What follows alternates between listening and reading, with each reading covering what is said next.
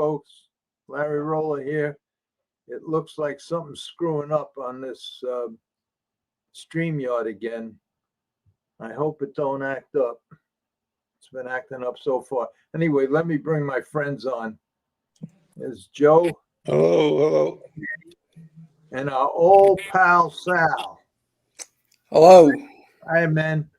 All right. Once again, just so before we start, because there's something's out right there with this StreamYard thing. So if I get, I don't know, I hope it, I shut my phone off. I did everything right. So I hope it works. Anyway, a couple of weeks ago, let me just say this. A couple of weeks ago, I mentioned on the podcast that one of the smartest guys I ever met in my life was at Delaware Park. And I was telling you, I says, he's the guy that wrote the first contract for the casinos and the racetrack. And Joe jumped right in and says, "That's Sal. That's my friend Sal." And I says, "That's right. That's Sal." And then Joe got a hold of him, and here he is today. That guy, Sal DiMario, is one of the smartest guys that I know, and the guy responsible, I believe, for writing the first contract for the casinos and the racetracks at the Meadowlands. Am I right in saying that, Sal? No, well, not the Meadowlands. I mean, in Delaware. In Delaware. We were probably the first state to have it, if not the very first. I know Iowa had something, but we dropped the first coins in 95, December 28th of 1995. And, we were at full blown, casino. Not now it's casino. It's been a casino for years with table games and all. But, by 96, we were quickly climbing the ladder, and our purse account, just kept growing and growing. We ended up racing 6 days a week, 15 races a day at Dover. We were paying little over $1 million a week. And everybody in the country was trying to come. And, obviously guys moved there, which was fine. But we were able to protect the local horsemen because that's what the, members of the General Assembly wanted. And I finally retired after almost 29 years as the executive director of the Delaware Standardbred Owners Association. And I did work with the horsemen also up at Delaware Park. They had an association.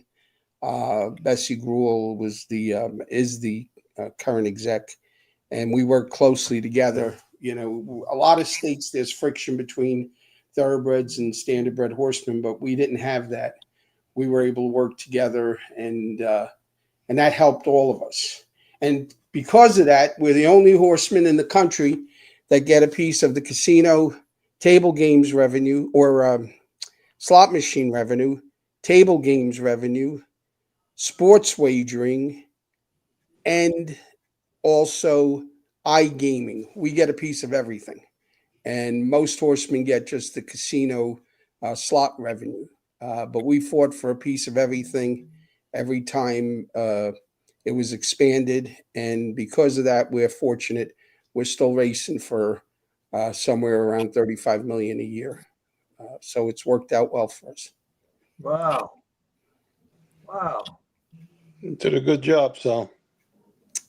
Yeah, looking back on it, we did. And I always thank my board of directors, because they were, collectively, they understood what we were trying to do, and they gave me the support to get it done. And as I said, we're in probably better shape than most. Now, Delaware's small. Your brother Peter, Larry, as you know, lives there.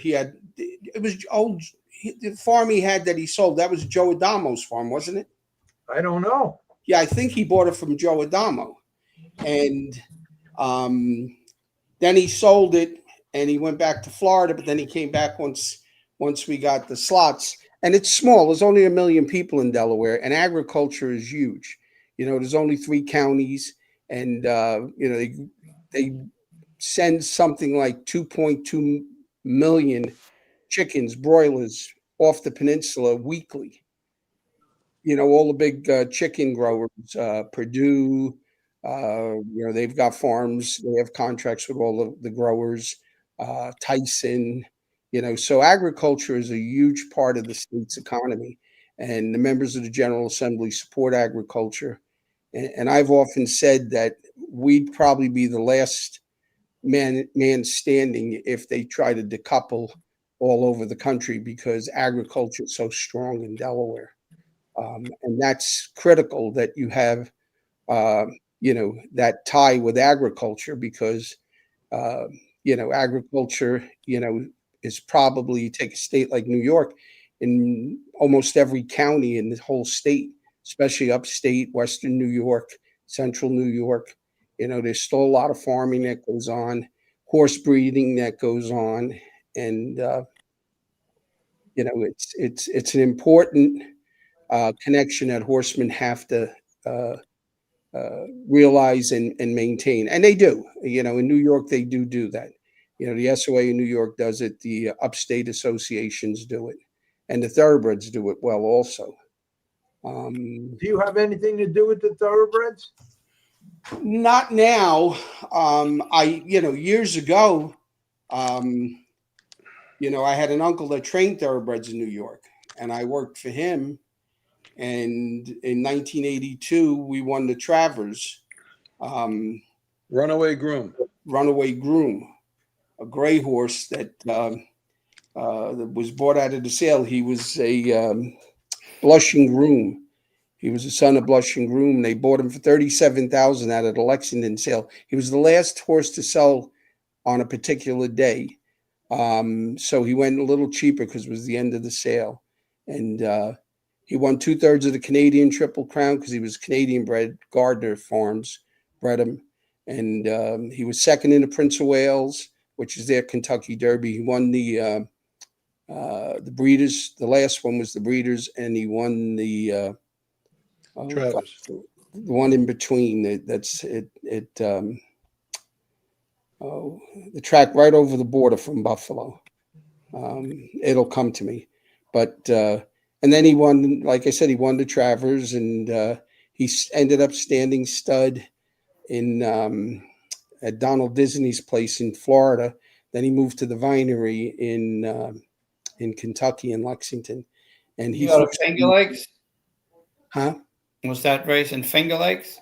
No, it was in Canada. He won 2/3 of the Canadian Triple Crown. The Prince of Wales, the Queen's Plate, the Prince of Wales, and the Breeders' Stake. Those are the three that make up their Canadian Triple Crown. It was the Prince of Wales that he won in Woodbine. Not Woodbine. The Breeders was at Woodbine, and the other one was at Woodbine. The Queen's Plate.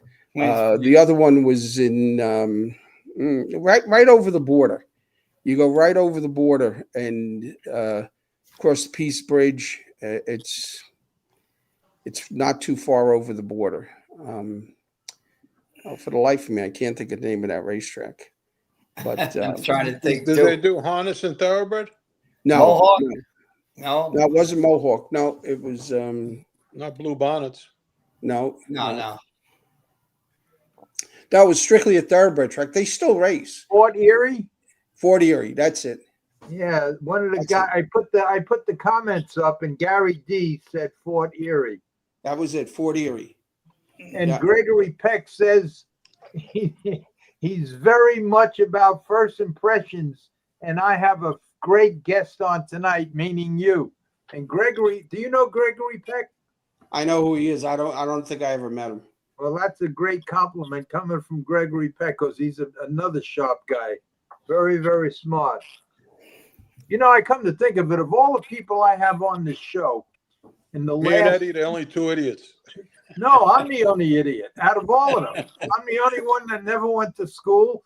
My vocabulary is maybe 30 words, and sometimes I forget half of them. And but that's okay. Yeah, but you're a legend, Larry. You're a legend. Yeah, I remember I used to sit in your office. I was telling Joe I used to sit in your office every night that I went, well, I went to the racetrack, I guess, every night, and I sat in your office Yeah. in Delaware. That's Yeah. when I was living with my brother on the farm. I think I had 4 or 5 horses up there for some kind of stake. I don't even know. I don't remember. Yeah, Peter brought you in. Peter brought you into the office. Yeah. Oh, and don't you remember what happened the first time?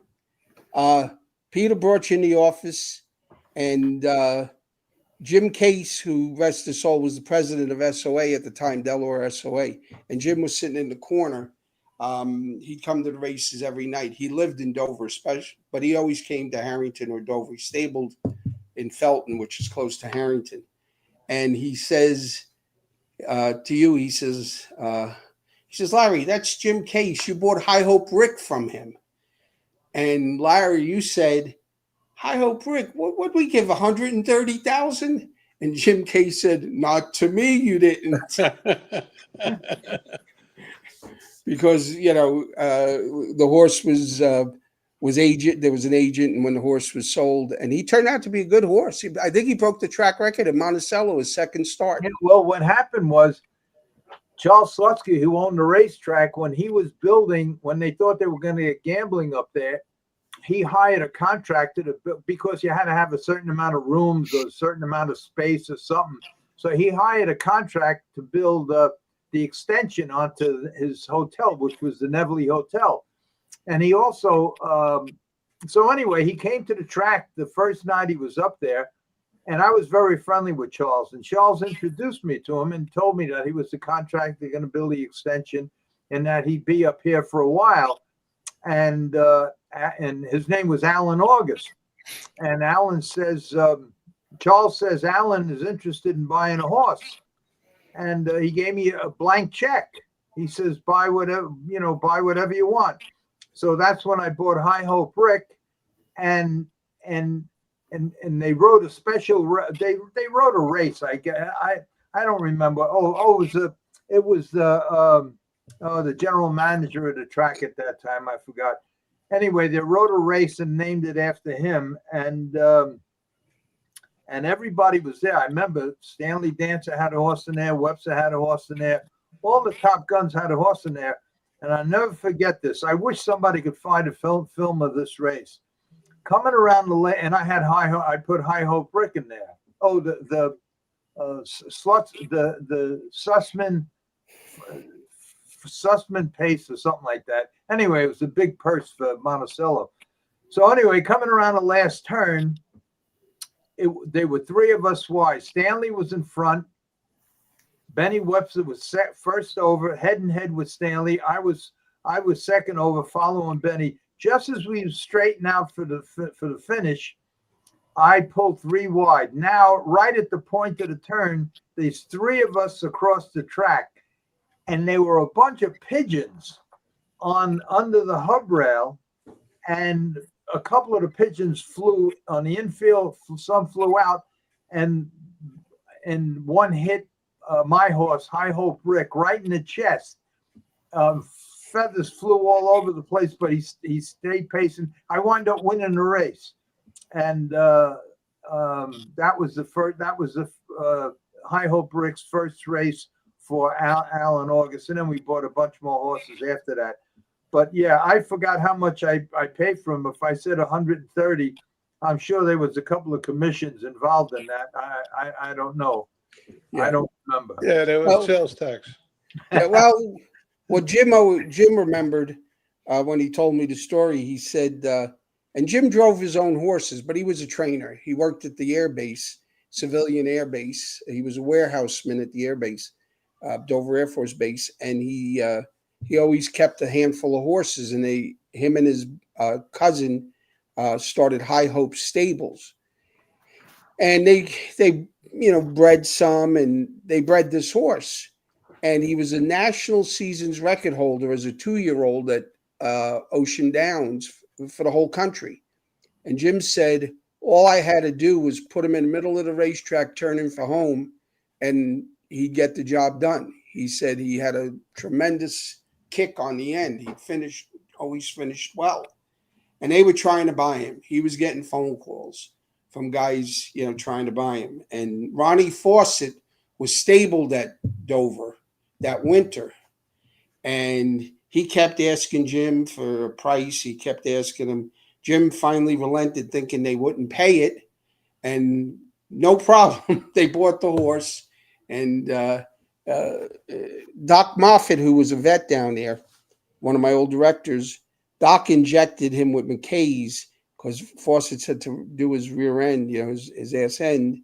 And the next day, the horse couldn't walk out of the stall. And, Fawcett was ready to, commit suicide. That happens a lot.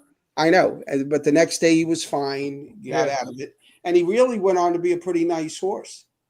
I think he was by Crackers, wasn't he? I don't remember. Yeah, he might have been by Crackers, who was a head case. I could be wrong on that, but Jim said, they all winter they were calling. You want to sell this horse? Tell us what you want for him. Tell us what you want for him. Because Jim was big. Jim was 230 pounds, 6'1". Big Did man. I buy him from Ronnie Fawcett or did I buy him from Jim? I don't know. I just know that Ronnie Fawcett was Rick. in between. He was the guy that was at Dover Downs racing that winter, and every time he'd see Jim, he'd say, "Why don't you sell me that horse? How much you want for him?" And Jim really didn't want to sell him. He kept saying, "Nah," and they kept bothering him and badgering him. And he said, finally, he said, "I gave him a price I didn't think they would ever meet," and they didn't blink. And it turned out he was worth it. Yeah. Because, like I said, I think he broke the track record in Monticello's second start. I remember that horse. Yeah. I don't know. I know I liked them. I know I liked them a lot. I'm gonna look at the comments while you guys are talking. If there's any comments, any questions for you, Sal, I'm gonna Sure. hit you with them because we get a lot of comments here. Hey, Larry, you should apologize to everybody for last week. What happened? And you had a problem, and there was a million questions and comments. And Yeah, we yeah. never got to them. Yeah, I know that happened too. That happened every time I get frozen out. I'm hoping maybe shut the phone off. Maybe that was doing it. I don't know. But last week I stayed on long on purpose. It didn't happen last week. Well, No, it happened the Tuesday that my son was on. Yeah. We So- got to get your son back. I got to get your son to my house here because I'm working on a lot of stuff. I wish you were here. I wish you were here with me, Joe. I'm writing. There's a lot of things. Sal, just so you know what we're talking about, I'm working on a major project that I think. Yeah, I watched the podcast. I saw. I don't know exactly what it is, but I saw the one with Joe's son and where you told him you sent it to Joe and then you wanted to meet with him. Oh, you watched that podcast, Al? Yeah, I finally found it and did. Yesterday I watched it. Yeah. For some reason it didn't show up originally, then it did. Yeah. Patty Cool and Joe Skigg are watching tonight. Oh, are they? Yeah. Yeah, Joe's got a birthday coming up pretty soon. Okay. When? He's a month after me, I think, or a month and a day. I think it's the 27th of October or the 28th. Oh, good. I'm glad All you right, told it's me. one of those 2 days. So I always congratulate, send him a happy birthday on the 27th. Figured if I'm a day early, it's better than being a day late. Yeah. Sal, just so you know, every once in a while, we get a guy that calls in and is very disrespectful, makes crazy, stupid remarks and everything. And I used to go after them. I used to just battle back and forth with them. And Joe Guarino was the one that said, "What are you doing? Don't even pay attention to them." But the last time I did it, I got a little angry and I said so. And then after the podcast, I shut the television off, I shut the computer off, and I says, I just acted like a 15-year-old wannabe wise guy jerk. I says, and I'm not going to do it no more. So you know what I did? I'm going to show you what I did. First, I'm going to put up here. I'm going to put up this comment right here. Billy the Kid. Hey, look at this crew. The gang that couldn't shoot straight. Leading the way, Larry Rolla. So now here's what I did for guys like that. I made this. He won the Achievement Award. This certifies that you are the asshole of the night. And then I just go right on, and we continue with the show. So instead of me getting crazy, that's I gave you good advice. Yeah, that's good. Sal knows me in my wilder days. I made a big change, Sal, huh? One punch. I seen him knock guys out with one punch. He could hit a ton, and wasn't afraid. That was the thing. He had no fear, and he got himself into some jams that he should have been afraid, but he never, never backed down, and he could hit like a mule.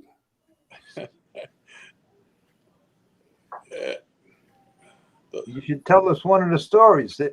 Did any happen to you when you witnessed it in the paddock?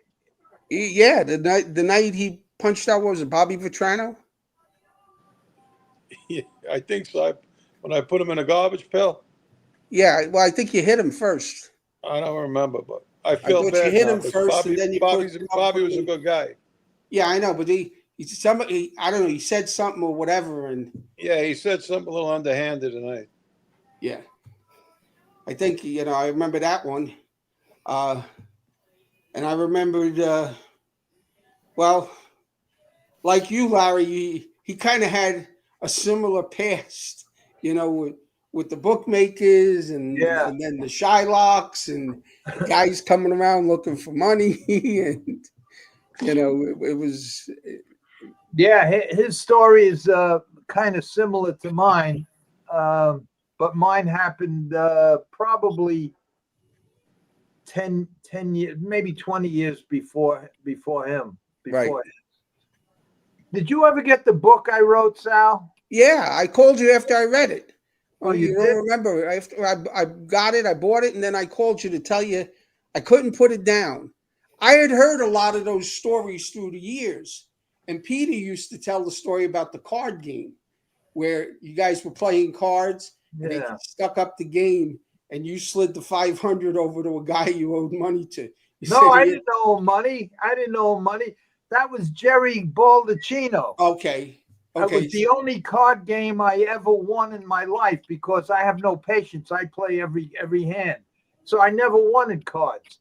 So that night I was winning. I had all the money. Finally, about 2:00 in the morning, one of the players said, okay, look, it's really not fair. Larry's finally winning. Let's end this game and let him go out a winner for one time.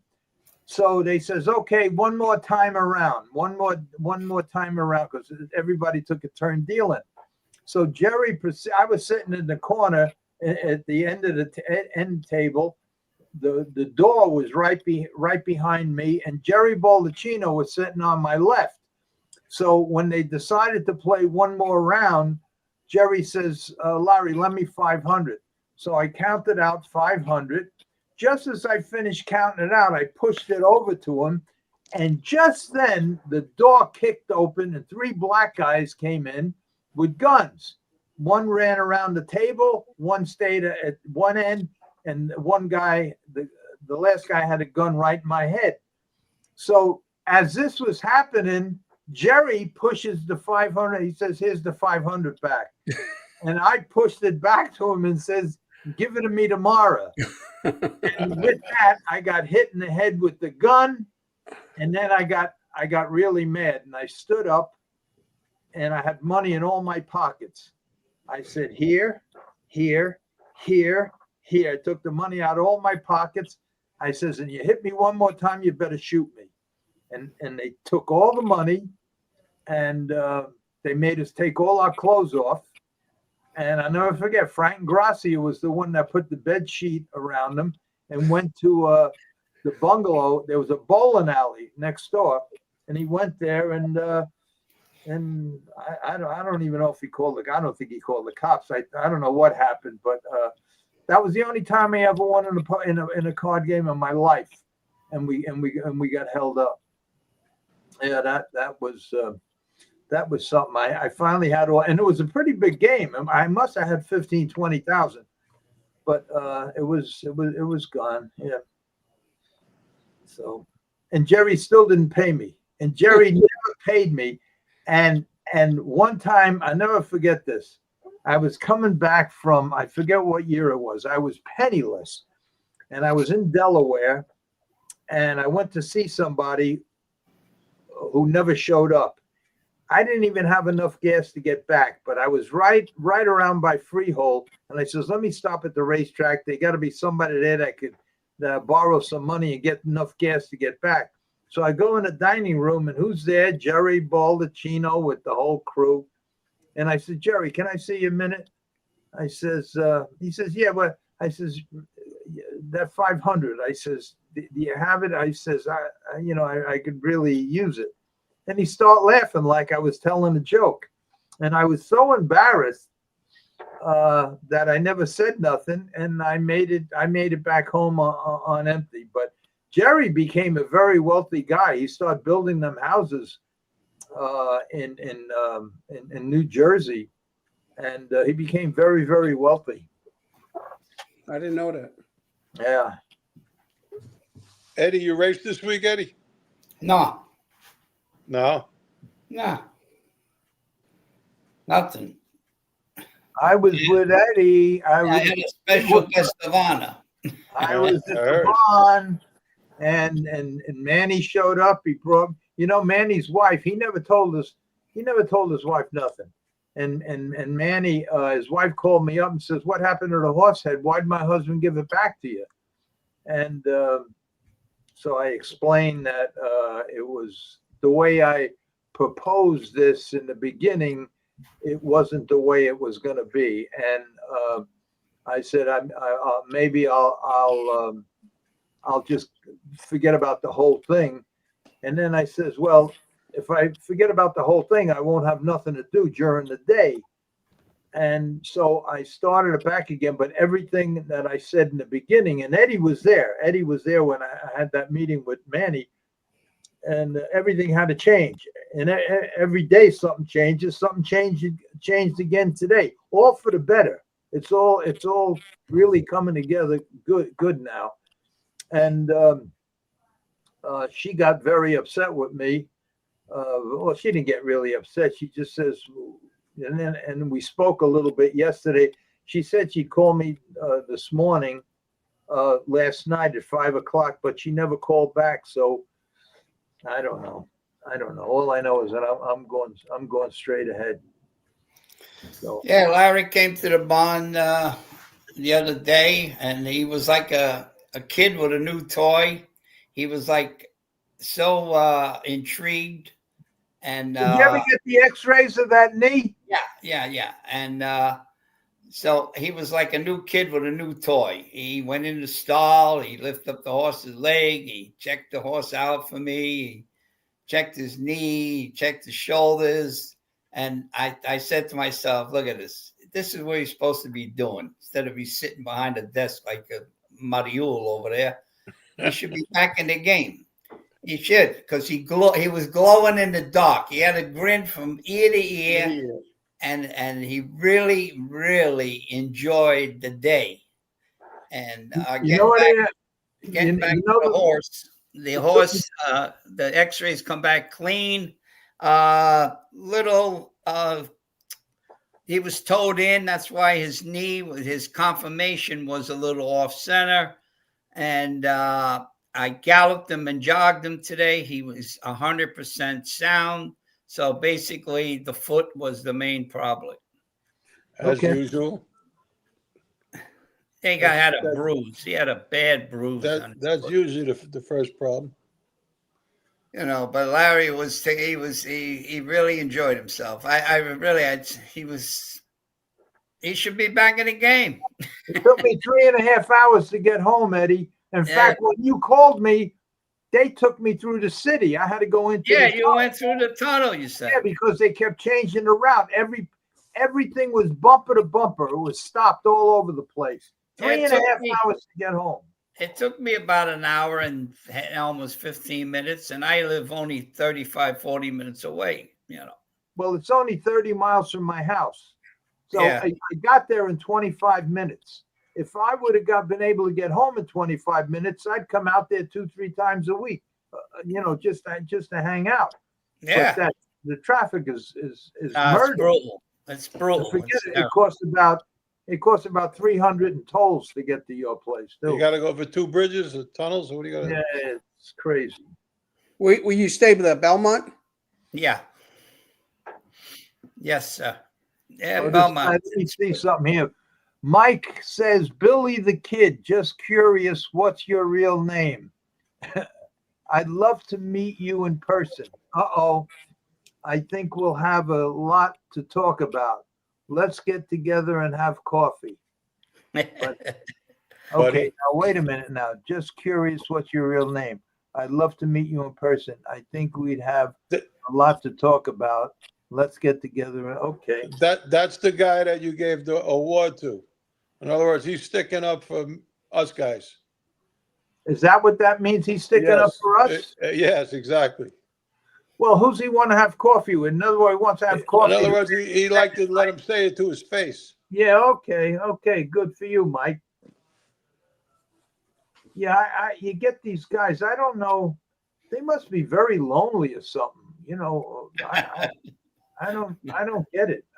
How could you be at home and say, I think I'll go on a podcast and just disrespect somebody, and we do this look, everybody on this podcast and everybody that listens to it knows I don't ask for money. I don't want no money.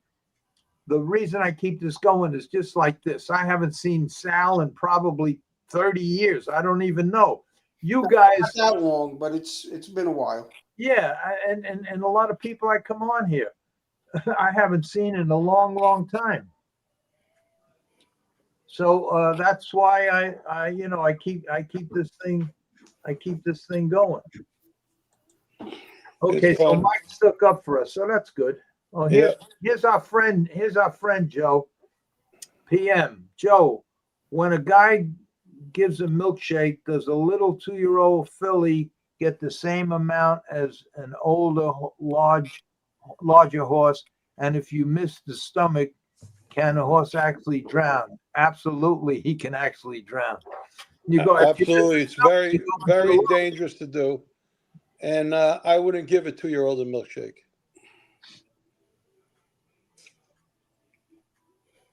Do you know another thing? I started to say this the other day when I froze. One of the times when I froze. The only thing, and I'm going to say it now because Eddie's here, the thoroughbred guy. The only thing I got out of the thoroughbreds when I switched over and when I was doing the thoroughbreds was the elastic girth, because the only thing that the standardbreds had, after a while, probably sometime in the late 70s or 80s, they put a little elastic on one side of the girth, and then years later they made girths with a little, maybe 3 inches of elastic on both sides. And what impressed me, and that's why I invented that harness, that Buddy Gilmore actually offered me $1,000 a night to use this harness, because I had it in such a way where I made the whole, and you know why I made it? I made it because I had a horse that had bad bow tendons. Well, I had a lot of horses that had bad bow tendons. I forget the name. I think this horse was Chested Direct. I'm not sure. But after I took him out of the tub, I put ball solution, let his legs dry off. Then I put ball solution on it. And then I let that dry, and then I do him up later. But what happened was he laid down.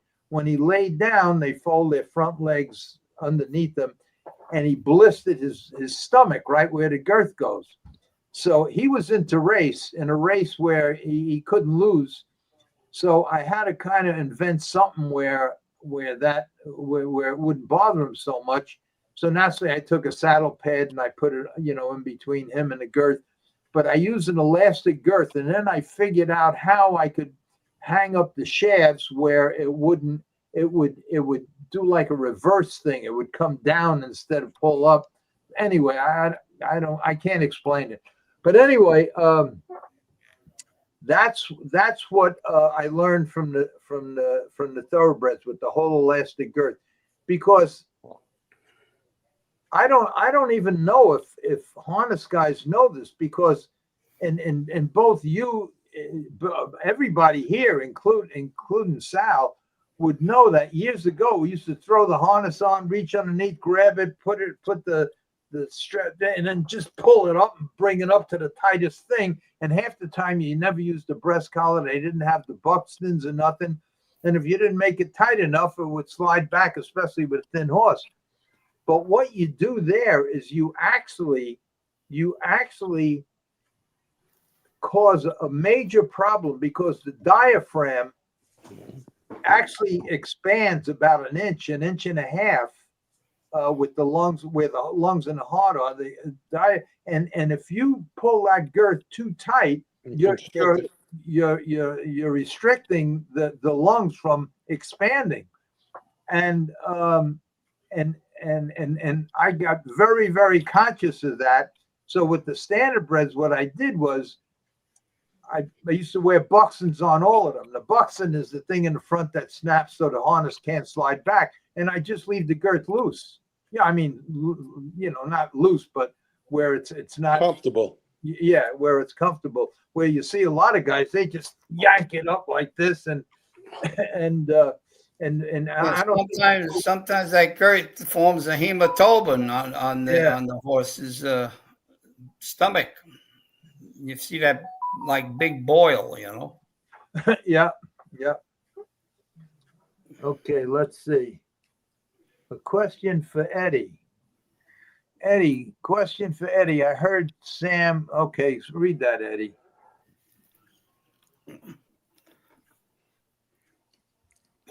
Question for Eddie. I heard Savan Cavacci left Woodbine today to ride full time. Yeah, he come back. He come back to New York. He's going to stay here for the winter. He's the leading jockey up in Canada. Yeah, he's a good rider. So he's coming in. So it's going to be a good cast of characters. Flaherty and Pratt staying for the winter. Castellano, this new guy, Cravani, Davis, Caramucci.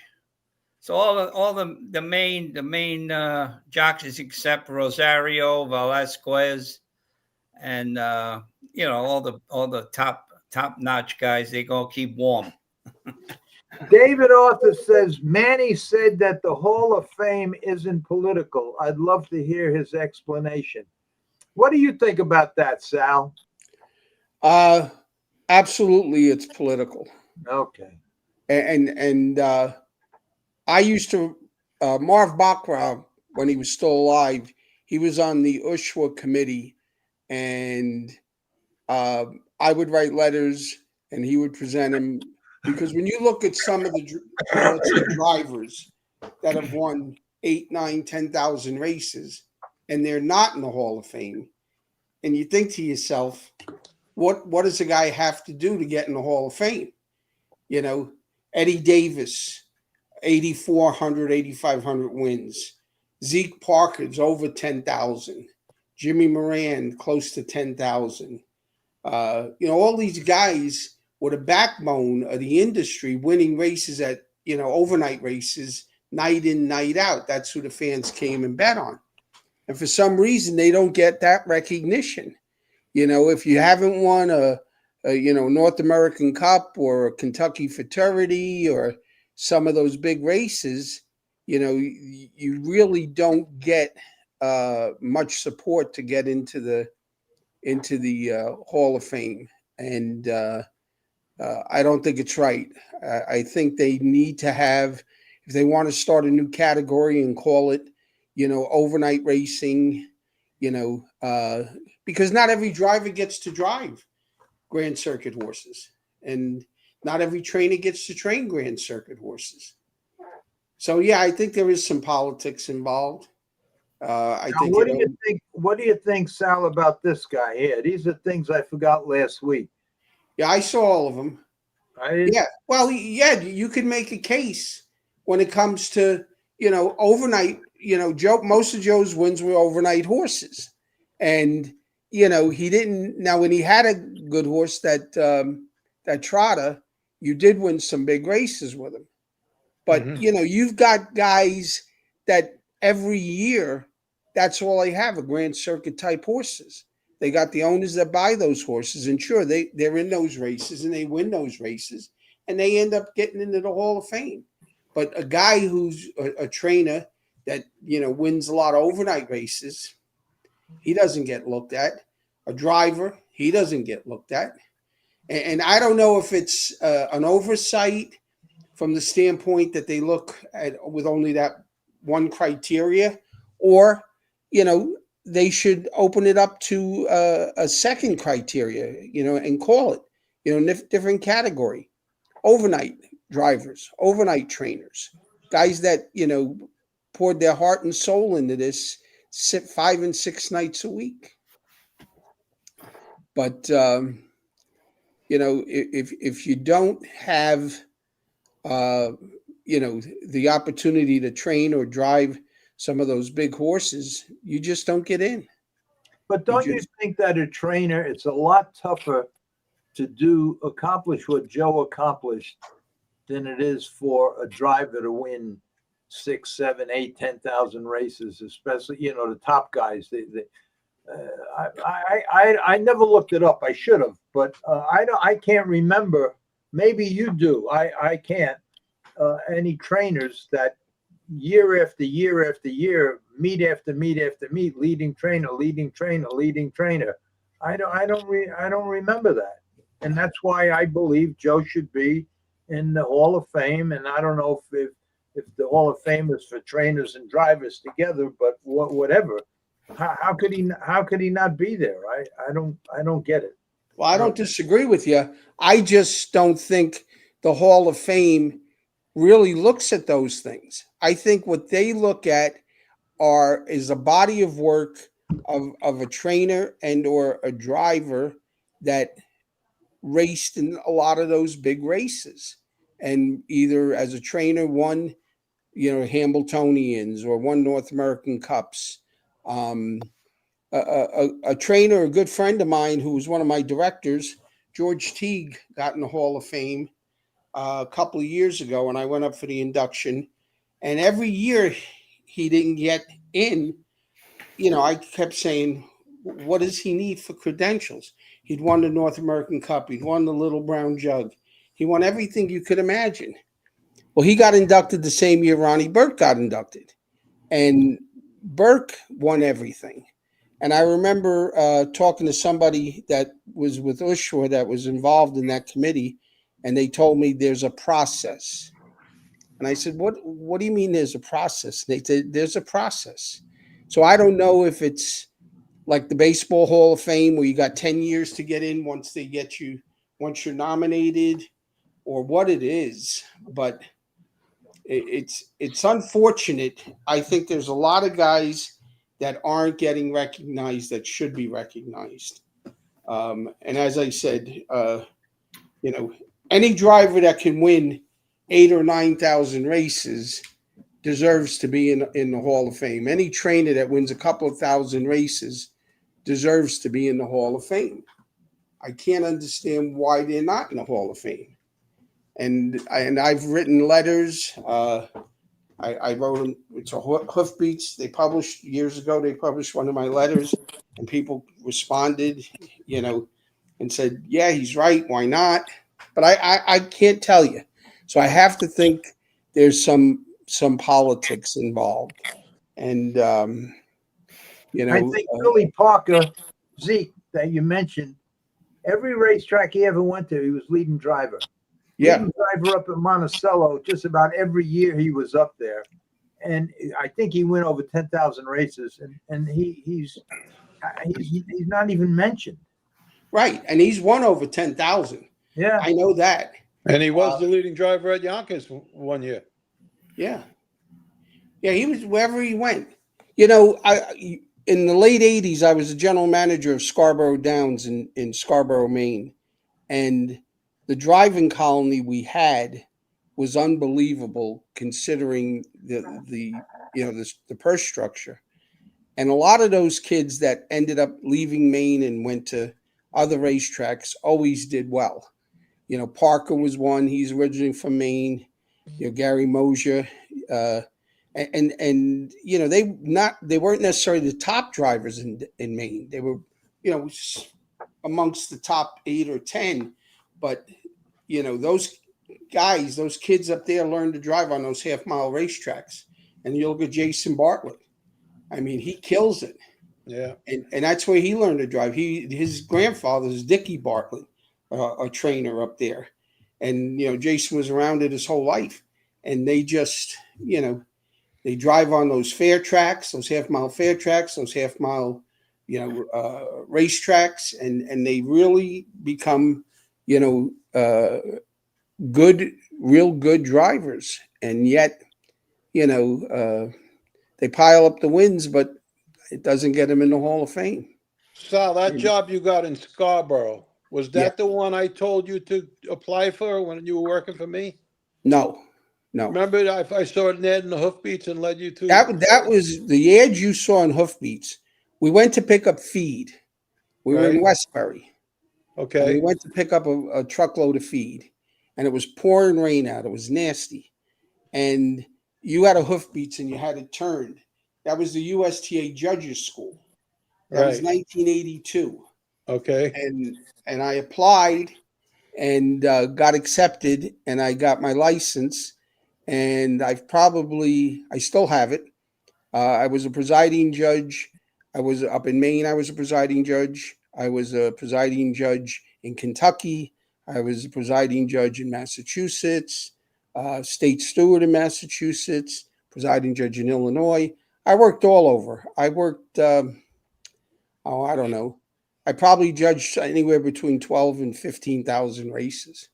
You know, and that was the introduction to get into, eventually into the track management, horseman management, you know, where I ended up, you know, because you could see a lot from the judges stand. You learn a lot. Not just on the racing side, you learn about the management, you learn about mutuals, et cetera, et cetera. And believe it or not, right now, there is a gross shortage of racing officials and race secretaries in this country. There's no young people that are trying to become race officials, like race secretaries. And, you know, it's hard to find somebody who wants to do it. You know, and it's not as tough a job as it used to be because everything's on the computer now. You know, all your entries are made online. You know, you print out the listing sheets, and you know, the horses are, you know, their dates are posted going back 3-4 starts. Mm-hmm. You know, it's you know, it's really become very technical. Everything is digital. Yeah, well, it's you know, the technology allows for it. Yeah. And yet to find somebody, you know, some kid that wanted to start as an assistant race secretary and then work his way up to, you know, the trouble with these people coming into the racing officials or secretaries, they don't know anything about racing or race. Like horses. Frank Pellegrino. They don't know nothing. I mean, we have race secretaries over where I am at that. Please, they couldn't. Let me tell you a funny. That's not a funny story. It's a true story. I was born and raised in New York. All right, educated in New York. Got my Columbia University. Right, got my undergraduate degree in New York. Went to law school in New York and was admitted to practice law in New York. And yet I could not get hired by the New York State Racing and Wagering Board. I would send applications, you know, resumes in, and nothing. And yet they wanted criminals like Frank Pellegrino. Well, it was political. What happened if there was a Republican governor, then all those positions would go to Republican, you know, Republicans, and whether they were You know, and some of them happen to know about racing, but a lot of them might not have. But it was a political position. And then if the Democrats came in, the exact same thing happened. It's changing a little bit now because they've had trouble hiring also. And they got a kid in charge of the officials in New York. His last name is Clark. Tony, is it not Tony Clark? Anthony Clark. And Anthony's a pretty good race official. And he's tried to hire competent race officials as opposed to the political officials. That's how Frankie Pellegrino got in. They told him that he had to donate $1,000 to the Democratic Party, and they would give him an official license, a judge's license, and that's how he got in. His father was very well connected politically, but I think on the Republican side.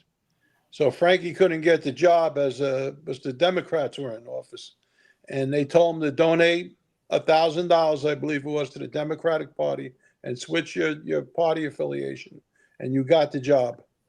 And there's a guy that went from a butcher shop to the presiding judge.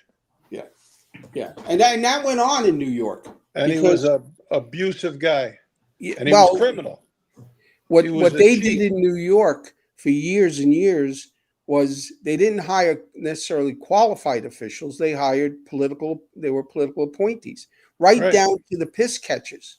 Those were political appointments. Right. You know, the paddock judge, the starter, everything was a political appointment. And, rather than say, okay, we can have a few political appointments, but let's hire people who are competent, and now, in most states, they won't even hire you as an official unless you've gone through the RCI officials school and accreditation, which is about 8 or 9 days for both thoroughbreds and standardbreds. They have separate schools, but I've taught, they just had one this past spring, and I teach the legal part of it. And they had about 25 candidates that were getting licensed or trying to get their license. And they have to pass those tests, which are tough. They're not easy. They've really made it, tried to bring some level of professionalism to it. And in most states, if you don't have that credential, you can't get hired. But yet I'm fairly certain New York doesn't require it. At least they didn't. Now, maybe they do now. Yeah, for a long time they didn't. They got some has-beens running the office. Jesse Black says, and Jesse Black's a pretty sharp guy. He's a very good friend of mine. Very, very sharp guy. He says that, Mike, the harness writers have a lot of control. They lobby on behalf of their friends. He's correct. The harness writers are the ones that nominate the people for the Hall of Fame. And that's usually done. I think they have their the USHWA banquet in February. It's right before the HHI banquet, because we meet in February also in Deerfield Beach. They meet up in Rosencrantz, in somewhere in Orlando, that area. And one of the last things they do when they hold their meetings is present the potential people to, that are going to be nominated or the nominees for the Hall of Fame. And then they have to be, obviously voted in. But yeah, they do have a lot of control, the USHWA. Larry, put the picture up of Sal getting the award in Deerfield Beach that I sent you. You remember I sent you a picture when Sal got the award? What? Yeah, all right. I have to find it now. Don't worry about that. I don't have it up. I don't have it up. And if I go find it, don't worry about it. Don't worry about it. Yeah, because if I try to go find it, I'll liable to lose everything. So just what award did he get? You're starting to. He got the Man of the Year for. I was the Harness Horseman International Person of the Year, the Dominic Frinzi Award. Dominic was an attorney from Milwaukee and an owner, owned horses, and he was the president for a number of years of the Illinois Harness Horsemen's Association. And Dominic was very, very well connected. He was Jeffrey Dahmer. Remember the guy that was arrested in Milwaukee for killing those people? He was his first lawyer. He was appointed by the court to get him through the arraignment, but he didn't stay on after that. But he was a very well-regarded criminal attorney, and he was president at HHI for a number of years. And I knew him well. I served on the board with him, and when I got the award, it was a real honor because it was Dominic. I'll tell you a funny story about Dominic. I had two ladies working in my office in Delaware, and they were sisters. They were both sisters, and they were 5 sisters originally. 2 of them worked for me. Well, one of the other sisters and her husband, they were living in Texas. He was a petroleum engineer and she was an audiologist. And they were going to go on a cruise, and they were going to Rome, and they wanted to get in. They were Catholics, and they wanted to get in to see the Pope, get an audience with the Pope. So one of them is telling me she's been trying going through the local, church that she belongs, that diocese and everything, and she hasn't had any success. I said, she wants to get in to see the Pope? She said, yeah. I said, hang on, I'll get you in. And she looked at me. So I called Dominic. Dominic was knighted by the Pope. He had some kind of title, and he had a direct line right to the Vatican. I kid you not. He asked me the information, the dates. I gave it to him. He sent a letter. He faxed me a copy. He faxed it to Rome, and they got in to see the Pope. Now, it wasn't just a one-on-one. There's a small group of like 7 or 8 people, 10 people, and they got in to see the Pope. And I said to him, Dominic, who do you know in Rome? And he's at the Vatican. And he said, well, he said, my old bishop in Milwaukee is in the Vatican now. And he had a big position of, I don't know, can't remember what it was. He said, and, if anybody ever wants to go see the Pope, as long as he's there, I can write a letter and usually get you in. So that was the breath. That's a good connection to know, Sal. Oh, it was huge. Dominic, he's passed on me now. and Larry over to see the Pope. No, not me. You go, Joe. I don't go. Dominic's passed on now, but he was a giant among men. He really was. He believed in human beings.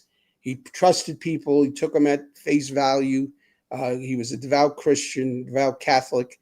Went to Marquette. Was supposed to be a priest and fell in love with the law and switched. But he was, and the stuff, he was the one that was the Interstate Horse Racing Act, Federal Interstate Horse Racing Act, which protects horsemen in simulcasting. Dominic was the one that wrote that in the 70s and testified. And who was another guy that Dominic was very close with and good friends was Pat Quaglietta.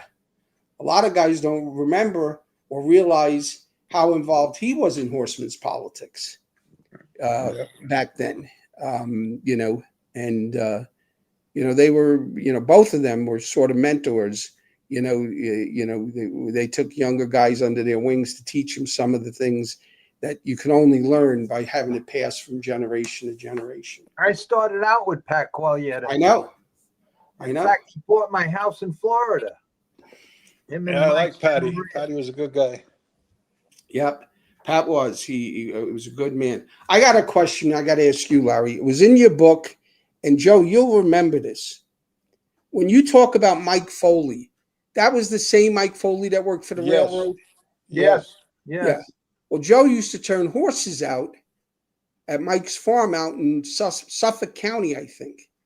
And I rode out with him a couple of times to get take a horse out and get one, help catch him and bring him back in.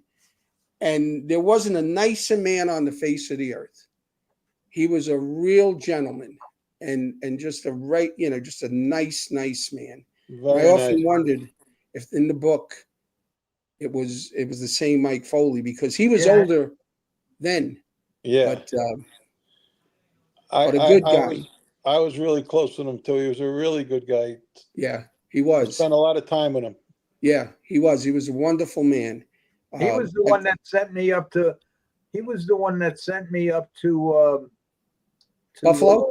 Buffalo, yeah, and yeah, him, and then him, and then later on,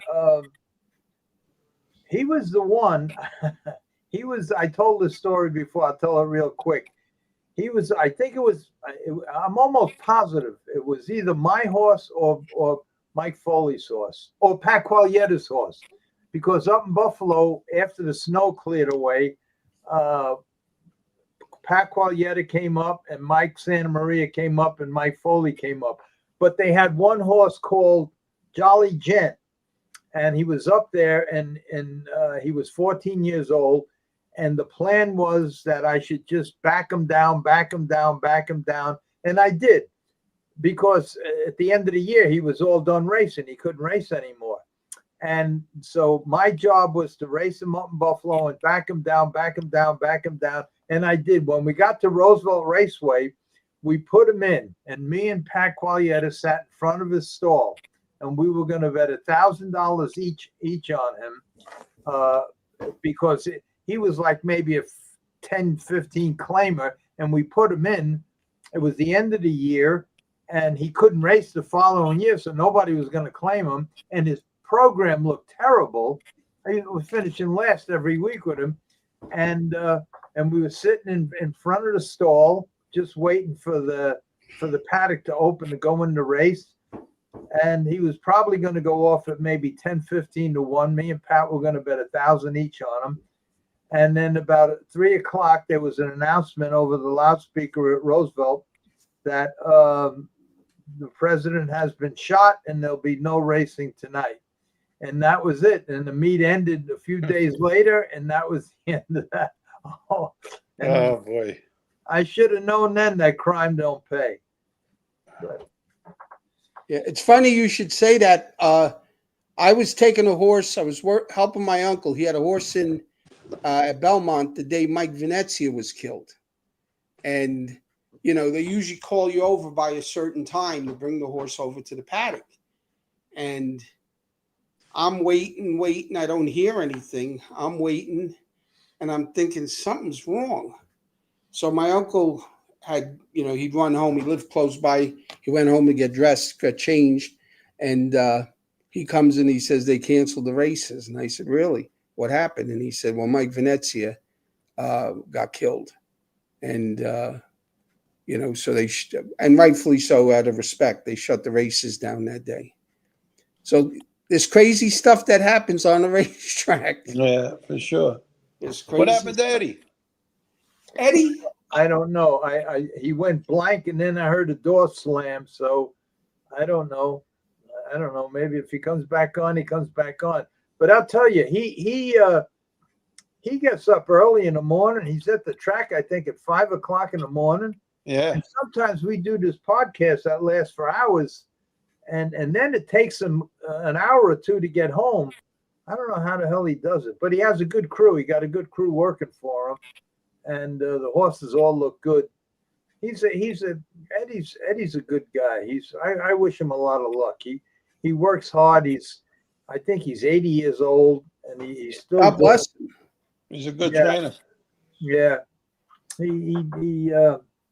it's too bad. I wish he lived closer. I wonder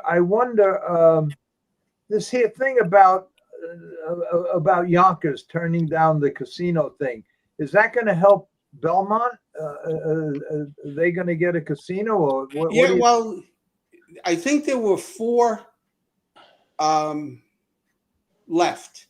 There were 4, you know, properties that they were considering. One is out in Queens. Ferry Point Park, right? Is that Where the they got one the that's golf course? Trump got the golf course? no, that's in Throg's Neck, Right. in the Bronx. But the one in Queens is near City Field. The guy that owns the Mets, Cohen, he wants to put one there right next to City Field. I think it's right next to the old World's Fair.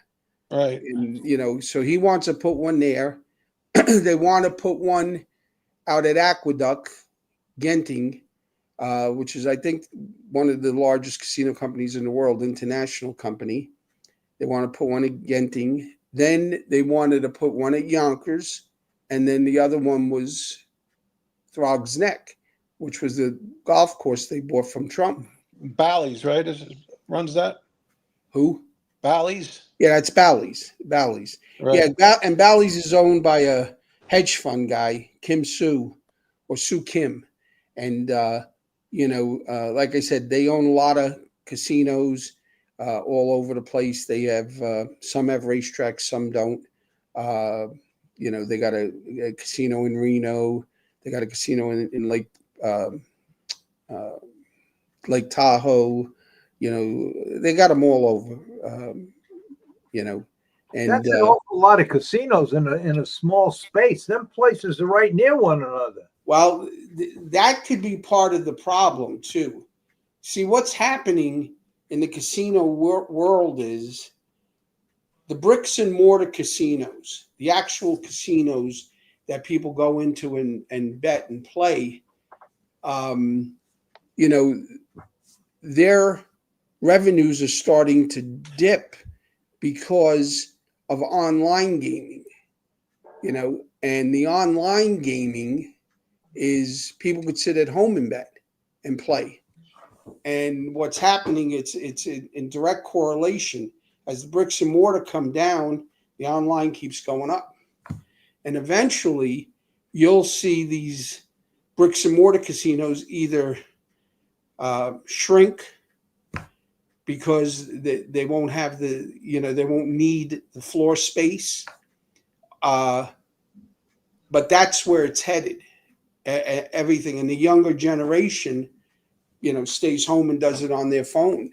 Older people would go to the casino for the experience. They play slots. The women would play slots. The husbands would shoot crap, play blackjack.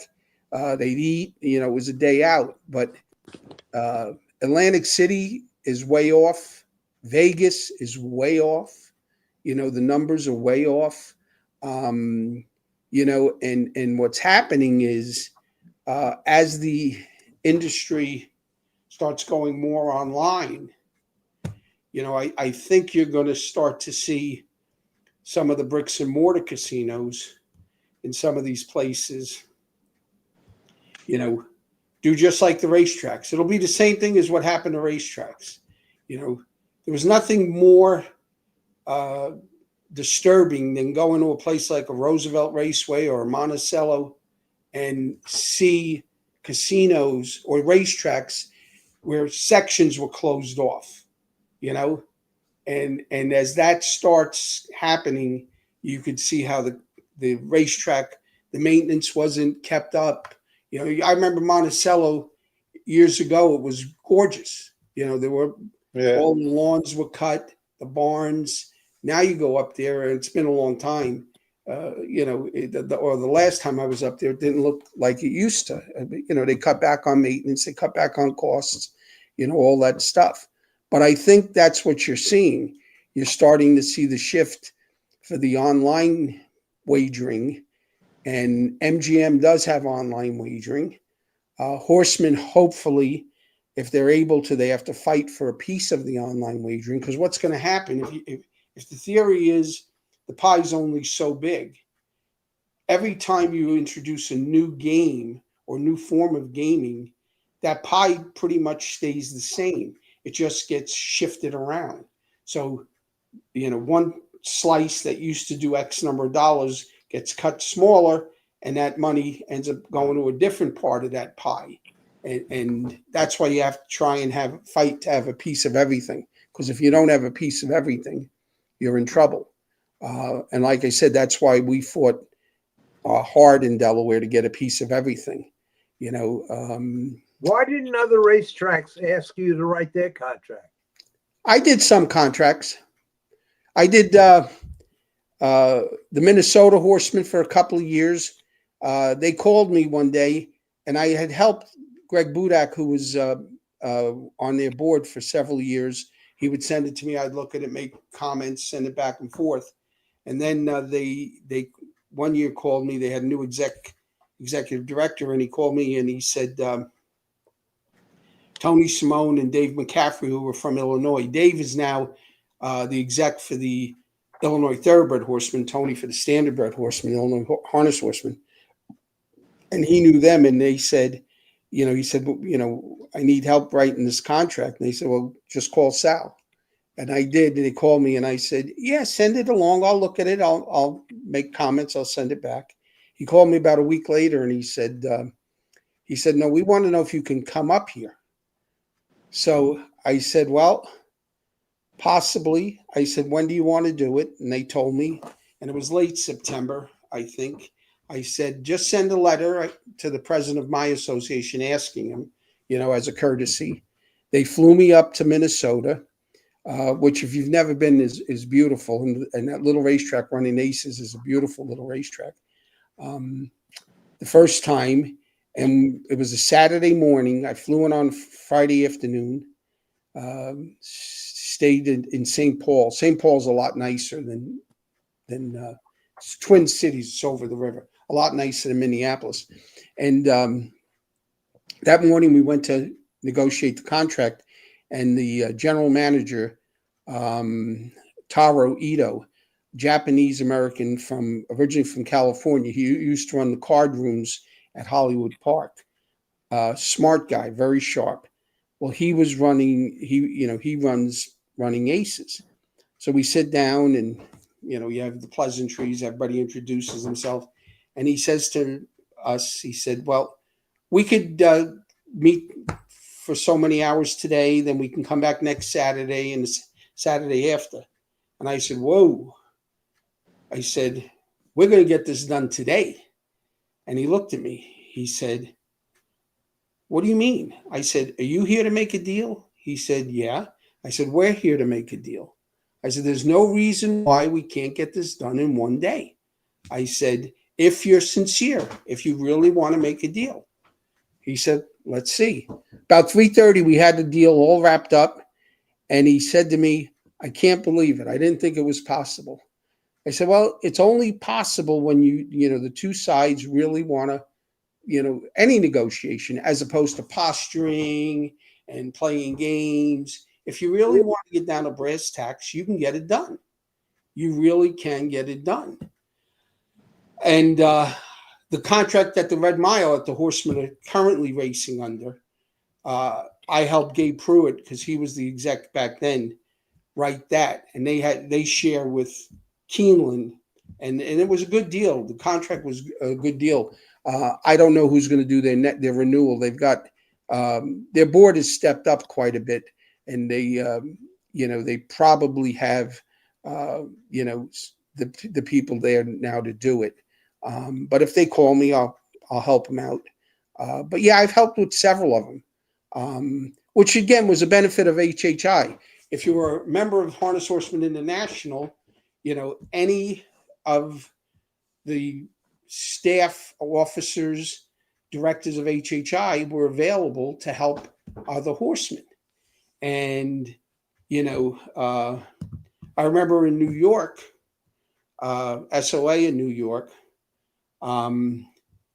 they called, Joe Feraldo called me. This is 20 plus years ago, or roughly 20 years ago. And he said, would you be able to come up? He said, to talk to the board and you give us some direction because you guys have been dealing with it. So I said, send a letter to the president. I said, and he'll, as a courtesy, you ask him and he'll okay it. And I would. And I went up and met with their board. And we were at a harness congress. And Joe was on a panel, and he was talking about, all the stuff, that was developing. They had gotten slots in New York. And he says, I just want to recognize, and he mentioned me. I was sitting in the audience, and I was there at the Congress. And he said, he told me, told us everything we needed to do, and he was right. And he said, make sure you get a good lobbyist. And he said, we did. He said, and now we got 2 lobbyists. He said, but that's what you tried to do. It wasn't that we were so much smarter than everybody else. We had been through it. I could tell horsemen in other jurisdictions almost, verbatim what would happen over time, because we'd been through it, because we were the first or one of the first. So it wasn't rocket science, but it was, there was a process, and you had to cross your T's, dot your I's. And if you did it, you should be okay. And a lot of them that did listen, were asked for help and listened, and it worked. There were some that didn't. Florida. Florida was a disaster. They wouldn't take counsel. They wouldn't ask for it. They even dropped out of HHI. And I think part of the problem with Florida became they didn't have a good, a good, whether it was the board of directors, the attorney doing it or whatever, but they got screwed in the deal. I mean, they negotiated. They didn't even have an agreement before the election. And the track kept saying, don't worry, we'll take care of it after. We'll take care of it after. Yeah. And you can't trust the racetrack to take care of it after. You have to make sure you're better off with no deal than a bad deal. And what they ended up with was a bad deal. And it eventually ended up, now they don't race there. So, I'm not pointing fingers or blaming anybody. I'm just saying, you didn't have to reinvent the wheel. I remember years ago, I was up in Saratoga. I always went up for a week in late August. And Joe Spadaro, who used to train standardbreds, I've known forever. Then he took a job with the Thoroughbred breeders. And he was involved with a show they had on every morning. And he says, would you come on and speak? And I said, yeah, no problem. So they had me on the show. It's one of those ones in the tent. And I forget who the trainer was, but basically they asked me, they said, well, how did it work in Delaware and how do you see it working in New York? And I said, you guys are going to be racing for money you never thought imaginable, because you're talking about, New York. You're talking about putting casinos at racetracks, in the midst of 20 million people, and Aqueduct, does really well. You're right on the Brooklyn Queens line. They draw a lot of people in there, and they bet the hell out of it. And you look at the numbers and the money, and they've done very well. So it's not that I'm a genius or that I know more than the next guy. I just, and we tried to share it. It was never, DSOA never wanted to say, hey, you got to figure it out on your own. We tried to share it with other groups to try and educate them and help them understand, how you had to do this, and how you had to maintain that good relationship with the General Assembly. You had to have good lobbyists, and you had to have good attorneys, because when you deal with a casino company, it's not like it was in the 60s where a couple of horsemen on the horsemen's group walked up to the general manager's office and you knocked out a contract in an hour or two because you were dealing with the general manager only. Now you sit in with these casinos, they've got their controller there, they've got their lawyer there, maybe 2 lawyers, they got, a lobby. I mean, they've got this full staff of people. Casinos are very, very well managed and staffed. And, you can't just walk in to negotiate with them if you're not able to, or you don't understand where they're coming from. Because any negotiation works if you understand where your opponent's coming from. And in every negotiation, you give a little to get a little, but it's the same on the other side. And that's what you have to do. But yeah, I've done some, and probably spoke to more others that didn't ask me to help directly, but might have called for some language or to look something over. But yeah, that's what HHI does, and we continue to do. It's just like the pensions now, the horsemen's pensions. We started one early because we were able to. We had the money, and then the document we used, I sent to Ronnie Bertoni up at Pocono, and they used it, and sent it over to Western PA, and they used it, and Ohio used it, Massachusetts. You didn't have to reinvent the wheel. It didn't make sense to start at ground zero, and because all that wasted expense and time. You gave them something, a template they could work from. You tell them what needed to get done. And then you worked with a local lawyer or something to get the language the way you wanted it or whatever needed to be done. So yeah, that's one of the great things about Harness Horsemen International, and still is. We try, and a lot of horsemen don't even realize what we do or we're out there. And the same with the USTA. The USTA stays on top of a lot of issues. The technology in the standardbred industry is some of the, if not the best, some of the best. Way before the thoroughbreds had the online stuff that they could make their entries, before the American Quarter Horse Association did it, USTA led the charge and still does, and works hard. They got a really good staff of people that work there. They've got really sharp people that can do these things, and it's just like you don't need papers anymore. It's not like it was years ago. Remember, if you wanted to, you had to go into the race office and sign the papers out. The blue papers for paces, the yellow papers for trainers. And more than likely, you got a nasty look from the race secretary. Yep. And sometimes the race secretary would tell you, well, you want to take him? Take them all. Yeah. And they tell you, we don't need you here. And now you don't have to worry about that. If you are looking for a race and you want to take them to Chester, you can find a race for them as opposed to racing them, whether it's in New York or at the Meadowlands or whatever. So, you don't have to. Remember, they'd always call in the paddock, anybody going to Monticello, stop in the race office, pick up papers, or anybody going to Freehold. You don't have to do that anymore. So that kind of technology, which has helped, and the USTA has been on the cutting edge of that. The USTA, what they're doing now with the SRIF, Standardbred Investigatory, and they've levied some pretty good size fines against people with had hidden ownerships and stuff like that. And, they use a law firm out of Philadelphia, Montgomery McCracken, which is a very well-regarded firm.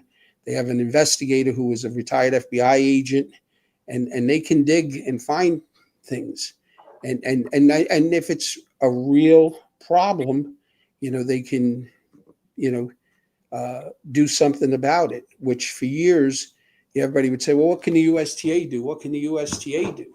I mean, you look at somebody like you, Larry, that got screwed in New York, which was criminal because, you didn't have, a fair shake. And I'll tell you another funny story. It's not funny. So 1 second, one quick question. Is Joe Spadaro still around? Yeah, Joe lives in Saratoga. Really? No, Yeah. He's a nice guy. I always see him. He and I used to go to the Little Brown Jug every year. This is the If 2 you see years him, tell I him I haven't said gone. hello if you talk to him. I will.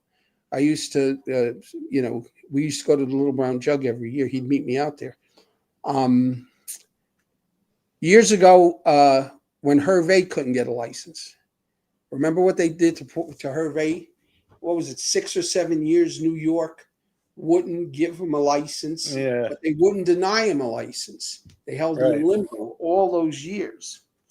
And The only thing he had done wrong that they could find, and believe me, from what I understand, they looked at everything. There was a fine for like $94 for his income tax, state income tax, something ridiculous. But he couldn't get licensed, and he was broke. He was living in his ex-wife's house on Long Island. And Ronnie Bertoni called me. He says, listen, he said, I think I can get Hervé a license in Pennsylvania.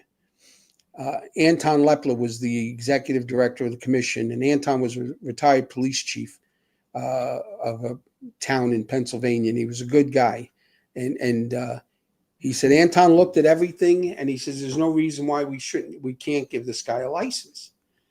I said, all right, what's the problem? He said, we can give him a license, but Pocono's afraid to have him start there. They thought it would be negative publicity. He said, do you think you can get him licensed in Delaware and then see if he can race in Delaware? And if he can race there first, then he'll be okay for Pennsylvania. So I said, well, you do have him licensed in Pennsylvania. He said, yeah, it's done. I said, all right, let me see what I can do. So I go to talk to the judges. I explain it to them in Delaware, because they have to sign off on the application. There's 2 out of the 3 have to sign. Mm-hmm. And they decide, yeah, we can give him a license. So now I got to find a place for him to race. And we were racing at Harrington. So Jack Walls was the president of Harrington Raceway. And Jack had owned horses, and he was, he liked the game. So I went to see him, and I said, Jack, we just were able to get a license for Hervé Filion in Pennsylvania and now in Delaware, but he needs a place to race, the first time. I said, would you allow him to race at Harrington? And right away, Jack, oh my God. I said, Jack, calm down. I said, think about it. I said, if you have Hervé race here that first night, I guarantee you your grandstand will be filled. You'll have press from all over the country show up, because this is, he was the leading driver in the country, in the world at the time, I think, or on the North American continent. I said, and he hasn't been able to drive for a couple of years, been 6 or 7 years. So Jack says, well, let me think about it. So a couple of days go by. He calls me. He said, maybe you're right. Let's try it. I said, okay. So Hervé's 2 sons were trying to get him the license. They were the ones, Andrew and Hervé was the other one, I think. Brandon. They were the ones trying to get him, so he got his license back. So that night at Harrington, there was a reporter from the New York Times that showed up, a reporter from Sports Illustrated, a reporter from the local papers, a reporter from, I don't know if it was USA Today. It was packed, the place. Sports Day. People came out to see him and wish him luck. Guys came down from New York, New Jersey. Everybody was trying to, and Hervé he hadn't gotten his dentures yet. He had them ordered, and he was waiting to get them. But, he had to go forward and race. So he was a little conscious of that. And I think he won the first race that he was in that night. And he stood up on the bike like he did when he won with Hot Hitter. Yeah. When he won the jug with Hot Hitter and rode him back like that. And the place went crazy. And then he stayed there. He raced at Dover in the winter. When Harrington was over, then he'd go up to Pennsylvania, he raced at Pocono. Obviously, his skills would diminish because he was that much older. And after 7 years, 6, 7 years, you don't use those skills. But he was still, able to and make a living, and he was able to get a pension from both places, and and at least he went out doing what he loved as opposed to not. And that's a shame that New York did that to him, because they just held him in limbo. They didn't say, no, you don't, we deny you a license, because if you have a denial, it's hard. Any place you go, they're going to look at the denial. But he wasn't denied. He was just in limbo. And they were the worst, the New York Commission and all. Well, I've seen that through the years, dude. Levinson and all those guys, they were horrible people. Yeah, it's terrible. terrible to do that. You know, That's if you what they did to me when I threatened. I know. Yeah. I think their own rules were when you apply, they have 30 days to give you a decision. So after 6 months, and I think I talked about this once before, I called up and, well, first I went up there and they told me that the investigator who was handling my case, he retired. They gave it to another guy, and then they just gave me the runaround. So finally, I called up and I said, if you don't have an answer, your own rules say you have 30 days. It's been 6 months. If you don't have an answer for me tomorrow, I'm going to blow the fucking place up. And naturally, I didn't know It's a their federal building. office on Bloom Street was in the federal building. And within hours, they had 3 FBI agents at my door. And that's what they did. And it's terrible. And when Tannenbaum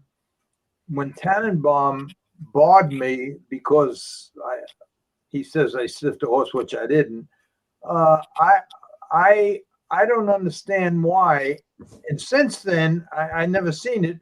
Why they have a horseman's committee if nobody sticks up for you? Nobody come to my defense. I was new in the game. And he just asked me to leave the racetrack, and I had to leave. I don't know why they have horsemen associations if they don't stick up for nobody.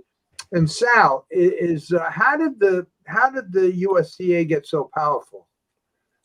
originally, Well, when I was being licensed back, 40, 50 years ago, they were a bookkeeping organization. Now, Right. from what I understand, they control everything. well, what they are is a breed registry. They register horses, that are standardbreds. They're like the jockey club in that regard. That's their main function. But for years, people kept saying, "Can't the USTA do something about this? Can't the USTA do something about that?" Well, for the longest time, there wasn't a whole lot they could do, or they weren't doing either way. But now, Russell Williams, who's the president of USTA, he's the owner of Hanover Shoe Farm. His family owned. His mom was a shepherd, and the shepherd family that owned Hanover Shoe. And Russell made it one of his priorities to do something that can give the USTA some sense of an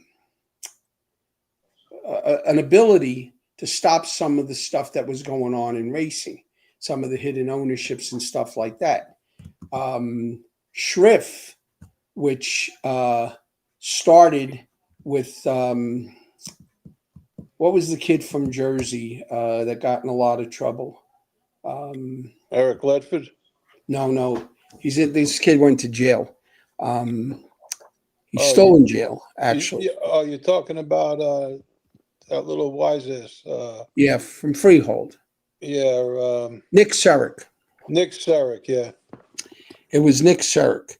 And, he's in jail in a federal lockup, and he's not in with the bad criminals. He's in kind of the section which was more white collar crime. And this kid is having communications. He's running a stable of horses, and horses that he's breeding.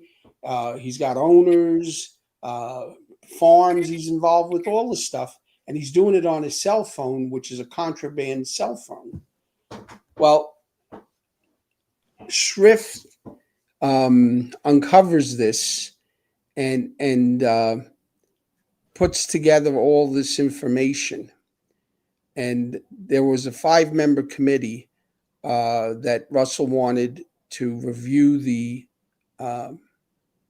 all the evidence and make recommendations to the full board, and then they would act on it. Well, he asked me to be on the committee. I was one of the ones that was asked to be on the committee. And we went through, I don't know how many hours, and hearings that we held, and review of the different evidence and everything. I mean, the actual printouts from the cell phone, they were able to get the exchanges where he was talking to all these people who knew he was in jail. They knew he was in jail at the time. He was still, had bearded ownerships with his mother as the owner and others, and yet he was still controlling money and stuff like that. And a lot of those guys ended up getting fined, significant amounts of money. And then, the Johnny Wagner one, a couple of months ago, where, I don't know, some like 70 or 80 horses, and Swift did that on their own. USTA has that authority to be able to suspend a license or revoke a membership. It's not a license so much as a membership. And all these horses that Johnny Wagner had owned, he just transferred into his daughter's name. Maybe it was his wife's name also. I don't recall. And we just went on as business as usual. And this is what the USTA is stopping now, because they can do that through the membership process. And I give Russell a lot of credit, because he really is trying to make the USTA more relevant and effective. More authoritative. And Nick's a bad kid, though. Nick's a bad kid. And he's a real bad kid. He's a real bad kid. And he, he was acting like, I mean, even from jail, he was arrogant about it. Yeah, that's what he is. People would, they'd say, well, narcissistic punk, yeah. And he was a punk. He was a punk. Yeah. And so now Swift notifies the Bureau of Prisons, because the investigator was a former FBI agent, and they turn all this information over to them, and he's no longer in the white collar section. He's in with the general population. Good. Plus they add him to a sentence, and he's going to do more time. He deserves it. Thinks he did. For years, this is what went on. People just said, well, I'll just put somebody else down as the owner, or somebody else down as the trainer. It's not even that, Sal. It's the terrible things he did to the animals. Oh, yeah. More than anything. No regard for the animal. No regard whatsoever. No, none. You're right. None whatsoever. The false ownership, all of that stuff. Hey, we all did it a little bit. But this kid was a cruel person. Right. And he was involved with those thoroughbred trainers that the guy, Service and Navarro. He was, one of the guys that they contacted for the drugs, I'm pretty sure. And he was involved in that whole thing. And they didn't care. They didn't care to kill a horse, whatever. It just out and out and arrogant about it. Yeah. They were so sure they wouldn't get caught. They laugh about it. Yeah. And they ended up going to jail. And Service, I think, is still in jail. I think Navarro was deported because he was a resident alien. I think he was deported back to whatever country he came from, either in South America or Honduras or, one of those countries. And, it's made a difference, and it's making people, pay a little more attention and think, why would I do something stupid to jeopardize my license? Right. I mean, I've counseled a lot of horsemen through my years in different, positions I've held. And I've always said to them, your license is your ticket. No ticket, you're done. I said, it's no different than a doctor who has his medical license and FDA privileges suspended. He can't work as a doctor. A lawyer gets disbarred. Somebody cuts hair and their license gets taken away. I said, that license that you have is important. And unless you understand that, you're not going to protect it. And why would you do something foolish to jeopardize that license? It's hard enough if you make a legitimate mistake, you still got to fight, whether Yeah. it's a positive test or something. But if you have that license and you treat it so nonchalantly, so cavalier, and then when you're on the outside looking in, it's hard because, and Larry, you're a testament to that. All the years you fought and got jerked around and everything else. And it's a shame because, you need that license to earn a living. And once you don't have it, you can't work in this business, Yeah. or at least you won't be able to go to racetracks. You might be able to work on a farm, something like that. Shouldn't the states be the ones looking for undisclosed ownership and not the USTA? Well, yes. And see, the whole thing with Heiser's trying to get the standardbreds to come in. They want to bring standardbreds in because then they can grow, they can hire more people. Heiser is a $70 million disaster, for lack of a better term. They're taking $70 million out of purse accounts, or a good portion of that, to have this federal oversight. And there are cases still pending that could end up in the U.S. Supreme Court, whether it's constitutional. The Fifth Circuit said it wasn't. The Sixth Circuit said it was. So there's that's still out there. And part of the problem why they think you need Heiser, or one of the things they're pushing for Heiser, is they say, well, the state racing commissions don't do their jobs. Well, it's not true that they don't do their job. They do their job. They might not do it well, and some states do it better than others, unfortunately. My experience as being both when I was a regulator, a judge, and then as a horseman's rep, the average horseman, most horsemen are honest. They don't want trouble. They don't want problems. They're not trying to do something that's not legitimate. There's always going to be that small percentage that is trying to, outfox the next guy. And those guys, doesn't matter what they do.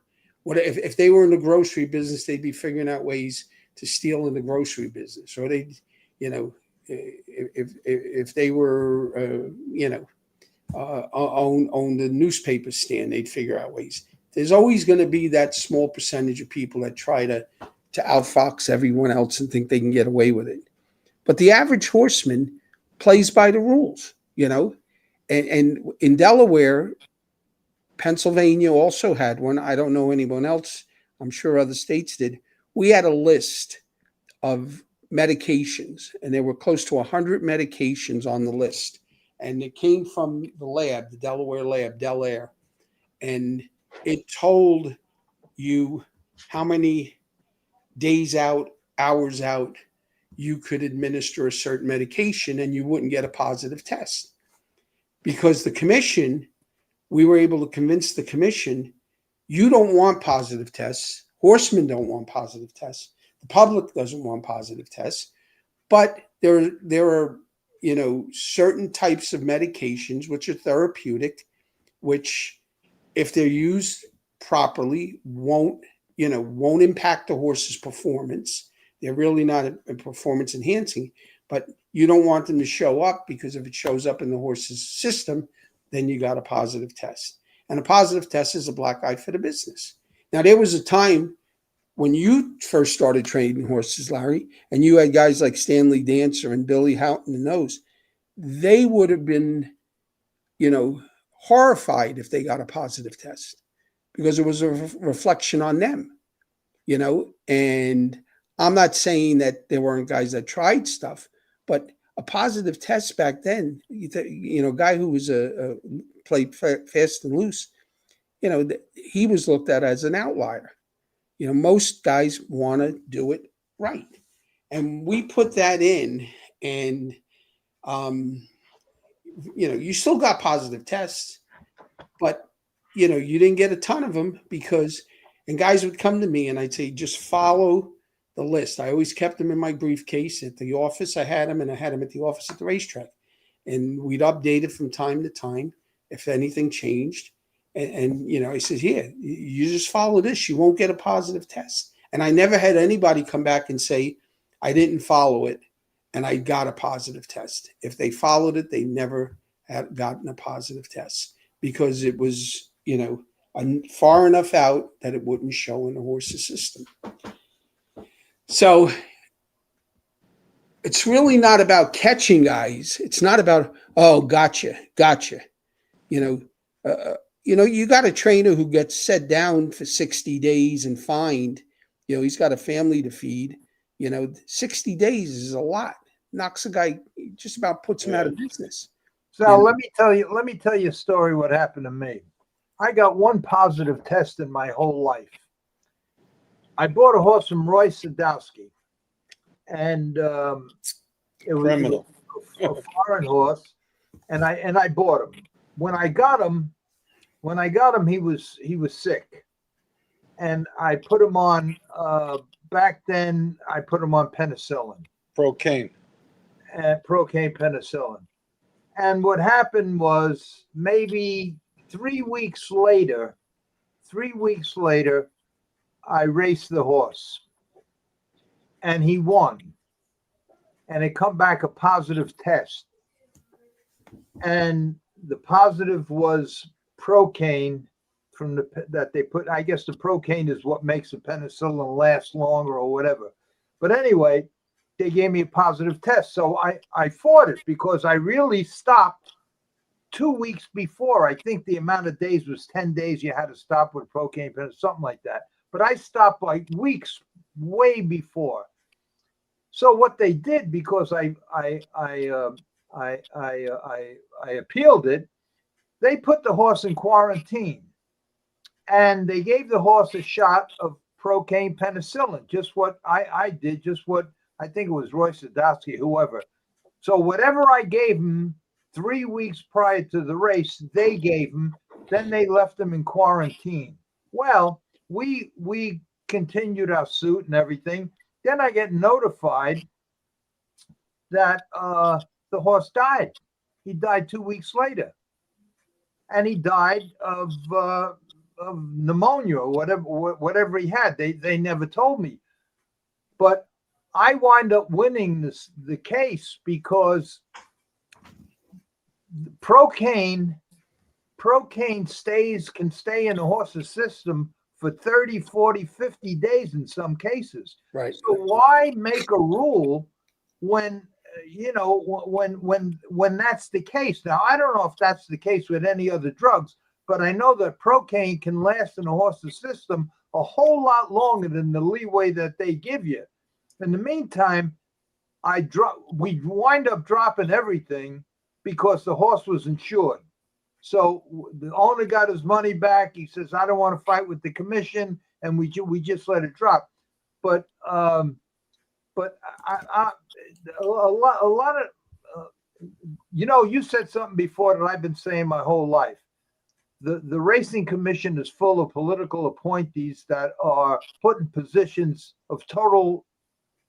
They have no idea what they're doing, and that's what's sad. And all the times I got suspended and everything else, and I have to say this. In the beginning, I was paying lawyers lots and lots of money, because once you're barred, when Tannenbaum barred me at Yonkers, I don't know if you call it reciprocity or whatever, I couldn't race any place. I was lucky I got stalls at Hinsdale.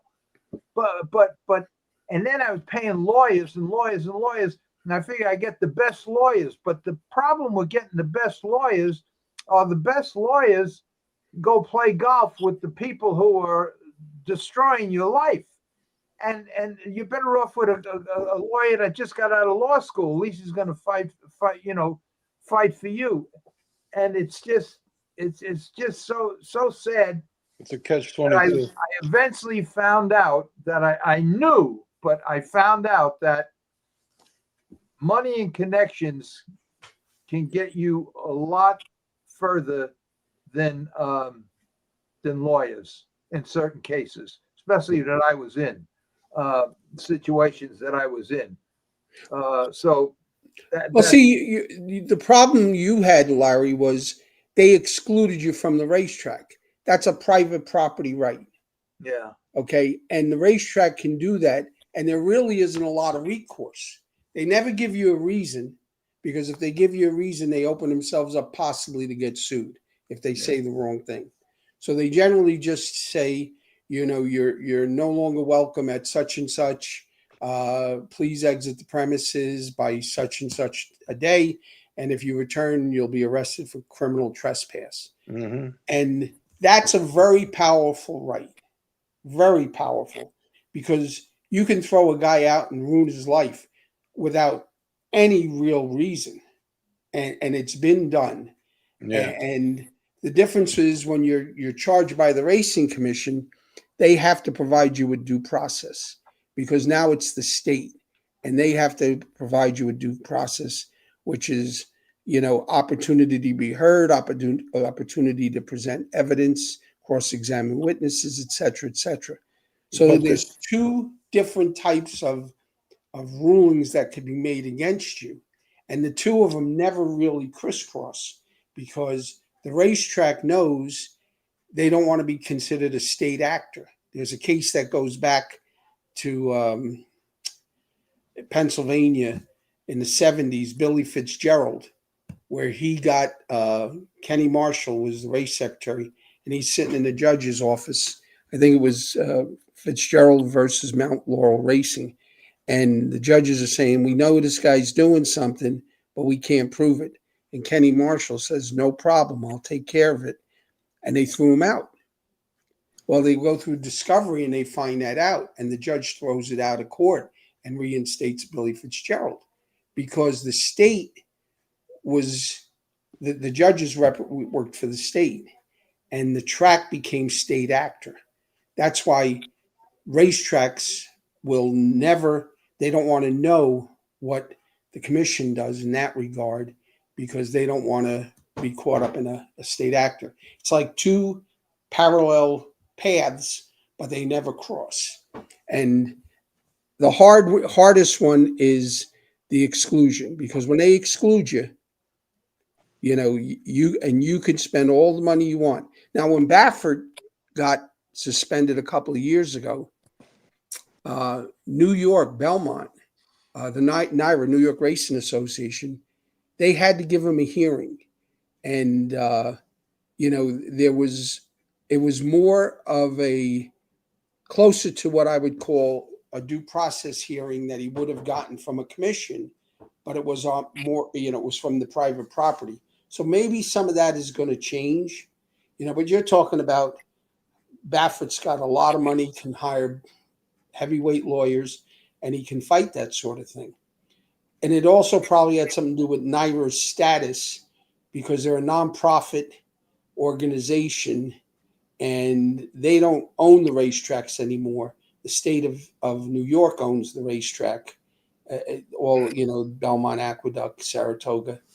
And that could have been the reason why it went the way it did. Now at Churchill Downs, they threw him out and he had no recourse, because Churchill exercised their private property rights. But most horsemen don't know that or understand that. And if they get caught in that, it can be, drive a guy nuts. Sal, I spent a tremendous amount of money finally to get a hearing with fighting the Racing Commission. I always lost. It made no difference if I had the biggest law firm or a Mickey Mouse lawyer. I always lost. But then I had the right to go to an administrative judge. The administrative judge found that I should be granted a license and returned to the racetrack. What I didn't know is that the Racing Commission can overrule the administrative judge. Right. They can accept it. All that way to get to administrative judge outside of the racetrack, and the same people that accused me overruled the decision. Yep. That's most racing commissions, they can appoint a hearing officer, which is an administrative law judge who can hear the case, and then he comes back to them with findings of facts and conclusions of law and makes a recommendation. But they don't have to follow the recommendation. They could adopt the recommendation as it is. They could deny the recommendation, or they could modify the recommendation. So you're right. You have to go back to the same people that charged you, and here you have an independent administrative law judge who heard the case, and an arbitration, for lack of a better term, and makes a decision, and they're not listening to the decision. They're not paying attention to it. Yeah. And it's really, really rough when a horseman gets caught in that kind of a trap, and he could spend an awful lot of money, but it doesn't mean he's going to get anything accomplished. That's why the brown bag always works. Yeah. Brown bag always works. We got a lot of brown bags. It worked for me in two major things, and an owner of mine, and I'll tell you his name. He's dead now. He was a great guy, Aaron Wagman. He was in jail for fixing basketball games, and in the 60s, he was in the newspapers and everything else. He got a presidential pardon, and it all has to do with a little brown bag. And that's what instead of there was a time when I had Or an auto pen. three law firms fighting for me in 4 different states, and it was costing me a fortune. Every phone call was $100 a minute, $500 an hour, on and on and on and on and on, and you lose. Yeah. The last time it must have cost me well over a couple of $100,000, and I finally, one of the law firms finally gets me in front of three judges. I don't know what kind of court it was. It was 3 judges. Probably a federal appeals court. Yeah. Okay. So now I'm there, and then I'm waiting for the decision, and they say just like this. The government gave the racing commission the right to write their own rules and govern their own body, and we will not overrule any decision that they make. Next, and that was the end of me. Yeah, but And they're then a few months unconstitutional. later, a brown paper bag erased all of that. It's just unbelievable. It's unbelievable. It's sad that I have to say these things, but if you're a holy roller and you have a nice job and you go to church every Sunday, you have a family and everything else, and you're 9 to 5, you come home at 5 o'clock, you eat, you watch out, you play with your kids. None of that's going to happen to you. But if you're the kind of guy that's in the horse business or an entrepreneurial kind of guy that's out there in the real world, it's a tough world out there. And like when they asked me, I got interviewed a few times, and they said, "Do you regret anything that you ever did? Would you ever make any changes?" And I says, "No. The only thing I'm sad is that I won't live another 50 or 60 years, because everything that I went through taught me a lesson. And now it's all going to go to waste because I'm near the end, and but it's sad that it has to be. It's sad that it has to be like that. And I can go into the smaller racetracks and everything else and why certain guys do what they do, but yeah, and I don't know the name of the movie, but I remember when I was a kid. Well, now I wasn't a kid, but I remember the movie. It was a movie with Jimmy Stewart, and I think it's something like this, and I'm sure I got it screwed up. Christmas time was coming. He lost his job. He had no money. They had a little baby. It's a Wonderful Life. Okay, and he robbed a store or something to get a little gift for his kid or something like that. That sometimes good people are forced into situations that they don't want to do. And when you go to some of these racetracks and you see some of these families living in wooden tack rooms with no heat, and the judges that including the starting card judge, that if you're a length off the gate, he fines you $50. And this poor kid ain't got money to feed his kids. He's living in a tack room. And the three judges that they're all on second pensions. They're all driving new cars. And I witnessed this. And that's why I understand. I understand. I ate pigeons along with these families. We caught pigeons and cooked them with these families. I stayed there in the afternoons crimping oats and boiling them with these families. And when the judge wants to give you gave that guy a whole 3-day suspension and $25 fine. And then you got to go, everybody got to chip in $1 so he can pay the fine. These are the things that either close the racetrack and force these guys that work their ass off 52 weeks a year and let them get other jobs than crucify them.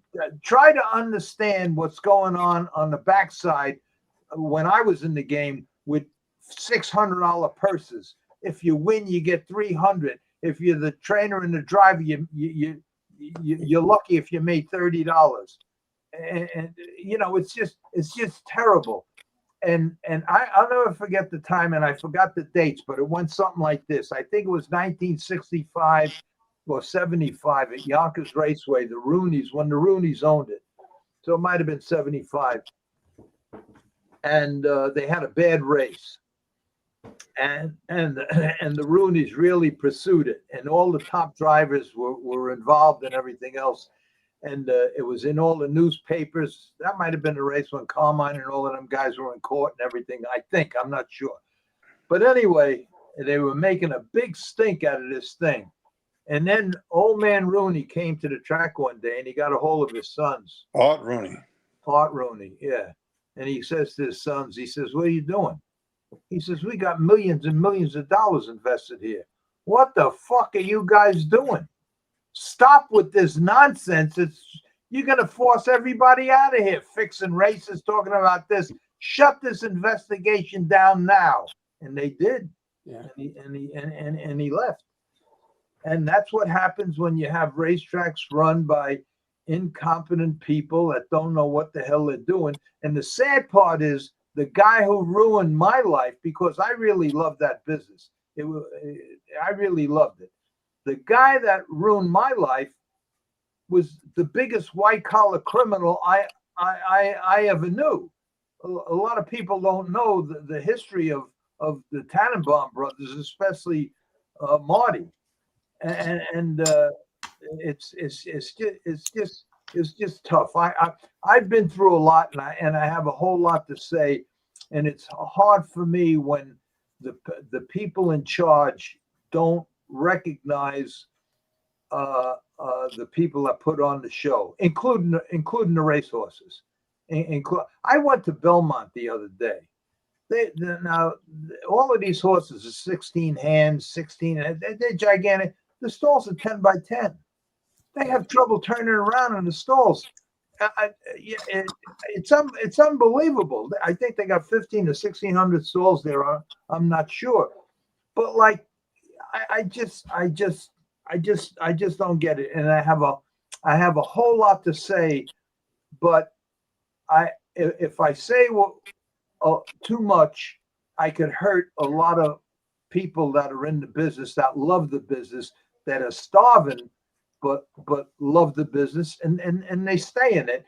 And probably soon, from what I hear, I don't know, that a lot of these racetracks are going to close in Kentucky and them states down there are going to be the places. So now all of these people racing at tracks like Monticello or the Meadowlands or whatever, where the hell are they going to go? People that supported everybody they were responsible for giving millions and millions of dollars to the states. Yep.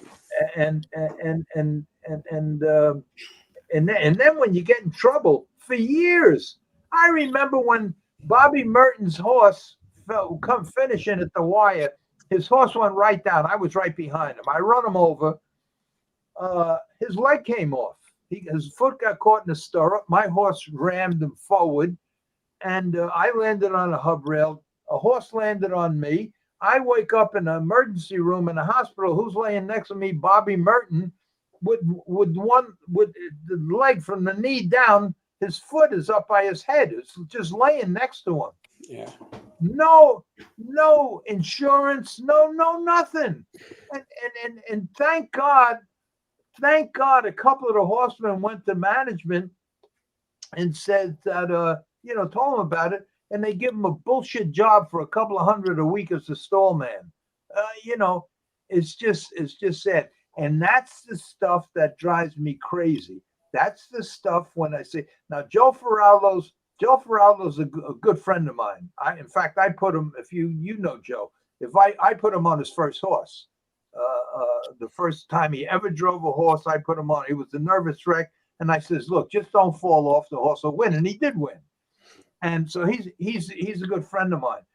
And I only wish that now that he has a little power, I think I guess he's the attorney for the USTA. I don't know. But he's chairman of the board of USTA, and he's the president of the SOA in New York. All right, but I understand exactly. I understand a whole lot more than I say. And naturally, like I said before, my vocabulary is 30 words. That's first of all. Second of all, I got Alzheimer's setting in real quick. I don't speak well. I don't know how. I know what I want to say, but it don't come out. But I wish that upper management would pay more attention. And I understand why Heiser is there. I understand because the people in charge for so many years, 40, 50 years, just didn't do their job, not because they didn't do it, they didn't know. And they created rules and situations and everything else that every year it got worse and worse and worse and worse. And they didn't care. They were on 2 or 3 pensions and they leave, they get somebody else. And I used to get called into the judges all the time for different reasons. But nobody knows, nobody. So anyway, Heiser is there to try to protect the horses. And the reason they're doing, and I could say a lot of things about Heiser, but I won't because I just won't. But they almost don't have a choice but to slam the door on everything, because they let things in both divisions of racing, they let things get so far out of hand with the drugs, with the undisclosed ownership, with the switching of owners and this, they let it get so far out of hand that to try to get a handle on it, you just gotta slam the door and shut the door on everything, which is not fair, because now it's so difficult on everybody. But I don't know what else they could do. So I don't know. That's why Heiser, the push for Heiser came from the Jockey Club, came from the big racetracks, and for years Churchill Downs, didn't support it, and that's one of the reasons it didn't pass, because Mitch McConnell was the Senate Majority Leader, and he's in there. He's a senator, U.S. senator from Kentucky. When they finally signed on Churchill, McConnell pushed it through. The problem that I have with Heiser was, and we'd met with Senator Coons' staff in Delaware and Senator Carper's staff in Delaware. There would be hearings, and if they had those hearings, a lot of the crap that they're dealing with now wouldn't be in we wouldn't be dealing with it. That was part of the problem. It was rushed through without any hearings, and that's a problem. It was a problem to me, because if they held hearings, got the principals to sit at the table, talk, you would have done away with a lot of these problems that they're dealing with now. The problem, like with Heiser, if you get a positive test, or you get a ruling against you, you got to go to Washington, D.C. to fight it. You can't, you could be in California or you could be in Maryland or whatever, wherever it is. It's gone where you don't have that local, control anymore. And that's another potential problem. And like you said, they don't know. This Lisa Lazarus came from the NFL. A lot of the people that work for HISA came out of the NFL. And, it's not like the NFL is lily white and squeaky clean. They've got problems too, the NFL. Something like 20% of or more of the players in the NFL have a criminal record. I don't know if they're misdemeanors or what, but it's the NFL's far from perfect. But what the NFL does, they don't air their dirty laundry in public. And see, this is one part of the problem with racing. We've always aired our dirty laundry in public. But HISA is taking a lot of money out. And the ARCI just released a report on HISA 3 years after, or 4 years, whatever it's been, and trying to show what benefit came from it. And if you look at it from that standpoint, other than a lot of the safety stuff they put in for the horses, which is good, they really haven't uncovered any drugs. They haven't uncovered any bad situation, whatever you want to call it. So, people are starting to question it because that's a lot of money. $70 million to run HISA. $70 million. That's, well over $1 million a week. And if they do a USTA, yeah. I just see S. Nance, my longtime friend Brad Hanna, spoke very good of Sal always. Said he was a very good guy and fair. Brad was a good guy. Brad could drive with anybody. When he wanted to come to Delaware, Harry Schnapp, you remember Harry? Yeah. Harry calls me. Vaxappy Crest. Yeah. Well, he calls me, Harry. He says, listen, Bradley wants to come to Delaware to drive. He was driving in Ohio, and but he said, he needs a new place to go. I think he would do well there. So I set up an appointment. He came out, met with management. They told him, they accepted him, said, yeah. And he ended up being a leading driver there for several years. And he could drive with anybody, Brad. He was, he was as stone cold on a racetrack, nerve-wise, as anybody I'd ever seen. No fear on the racetrack. And he died young from cancer. He went back home to Ohio, to try and restart his career out there, and it wasn't there that long, and he got cancer. But he's got 2 boys now that are driving, and one of them just won his 1,000th race recently, and they both have colors like him, and they look like him in the bike. But Bradley was a hell of a horse, a real good horseman, and he could drive, and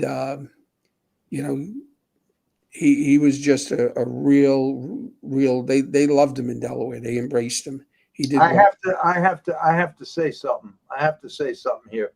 I hate when this happens, but I have to say it. I can't just sit here and not say it. My good friend is Freddie Hudson. And Freddie Hudson been going to Washington for 10 years now, trying to help the sport, harness racing. And he's always working all the time with harness horses and with the thoroughbreds. And he's my friend. Sal is my friend. The guy that's on the show right here, he's my friend. And I know that Sal is reading all the comments because he just saw the one with Scott Nance. And Freddie put up a post that I just can't let it go. Because I have 2 friends. One I know is a brilliant guy who saved a lot of racetracks and created a lot of good situations for a lot of racetracks. He's a powerful force in racing, and one that many racetracks and many very important people in both standardbreds and thoroughbreds asked for his counsel. And then I sit here and I see a comment that I know one of my friends, Sal, sees from Freddie Hudson and says, Sal, respectfully, you're full of shit. I can't let that go, and I don't know how to handle this. But Freddie, if you want, I will send you a link right now, and you can come on and challenge my friend Sal. And I know that you know him because I told you. I know Freddie. I've done a podcast with him. I've been on his Now, show why would Freddie? Why would you say something like that? And if you want to come on, I'm gonna roll this right down to the bottom. You see, folks, Freddie too. I can't do this. I can't just sit back and because Freddie, if somebody said something about that to you on this podcast, I would jump right on it. And Sal is my friend, and he's a good guy and a smart guy and a sharp guy. And he has created great situations for a lot of racetracks and helped a lot of very important people. So Freddie, if you want, I got my phone shut off only because I don't want to get frozen again. And I think that's why it's off. But I'll put this column all the way down to the end. So if you want me to send you a link, I will, and then you can challenge him right here. Talk about whatever you want to talk about. Larry, I invited Sal on as a guest, and he's a great guest.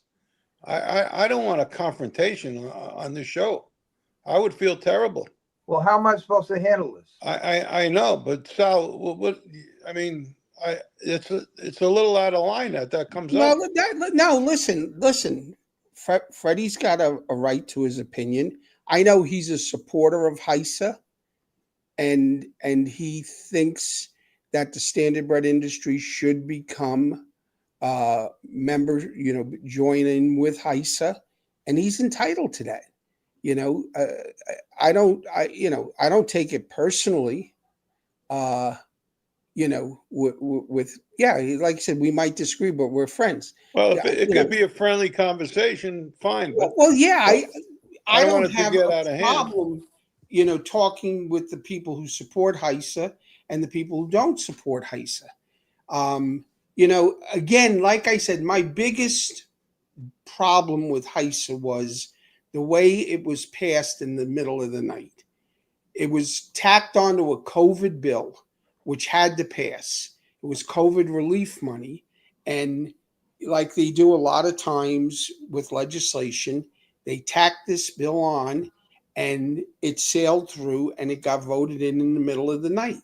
But there were never any hearings. They never held hearings on it. And that's my gripe.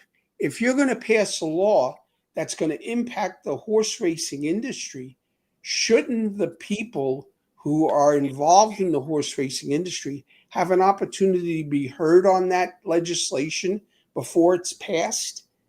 It would be the equivalent of any other legislation. If they're going to pass a bill in the state you live in or the county or the town, an ordinance, they hold hearings.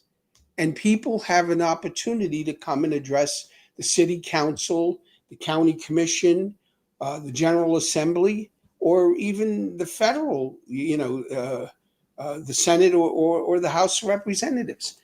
That's one of the things that really irks me about this, that they did not hold hearings. And had they held hearings, I don't think they would have the problems they have. And I don't think we'd have, the harness side would have the problems, because all this would have been aired out in the open, would have been discussed. There's two different breeds, so everything isn't exactly the same, but it wasn't done. And I think it's really unfortunate because, HISA was passed, literally without any commentary period for comment, and it just became law. And then look at the problems it has caused. Look at the problems they're going through, which isn't something that was necessary. They could have avoided a lot of that. They could have had it done, in a way that, they could have held hearings. I know, I personally, my lobbyist We were in touch with Senator Coons's office, who's a senator from Delaware, and Senator Carper's office, both of them. And I've met Senator Coons and Senator Carper many times at events in Delaware. And their staff would keep in touch with us, and we would keep in touch with them. And we were told, they were promised that there would be hearings, and if there are when there are hearings, we will make sure that your concerns will be addressed. But there never were hearings, and that's the real first gripe and big gripe I have with HISA, and unfortunately it wasn't done. Now have you followed the case of he's a Jersey trainer who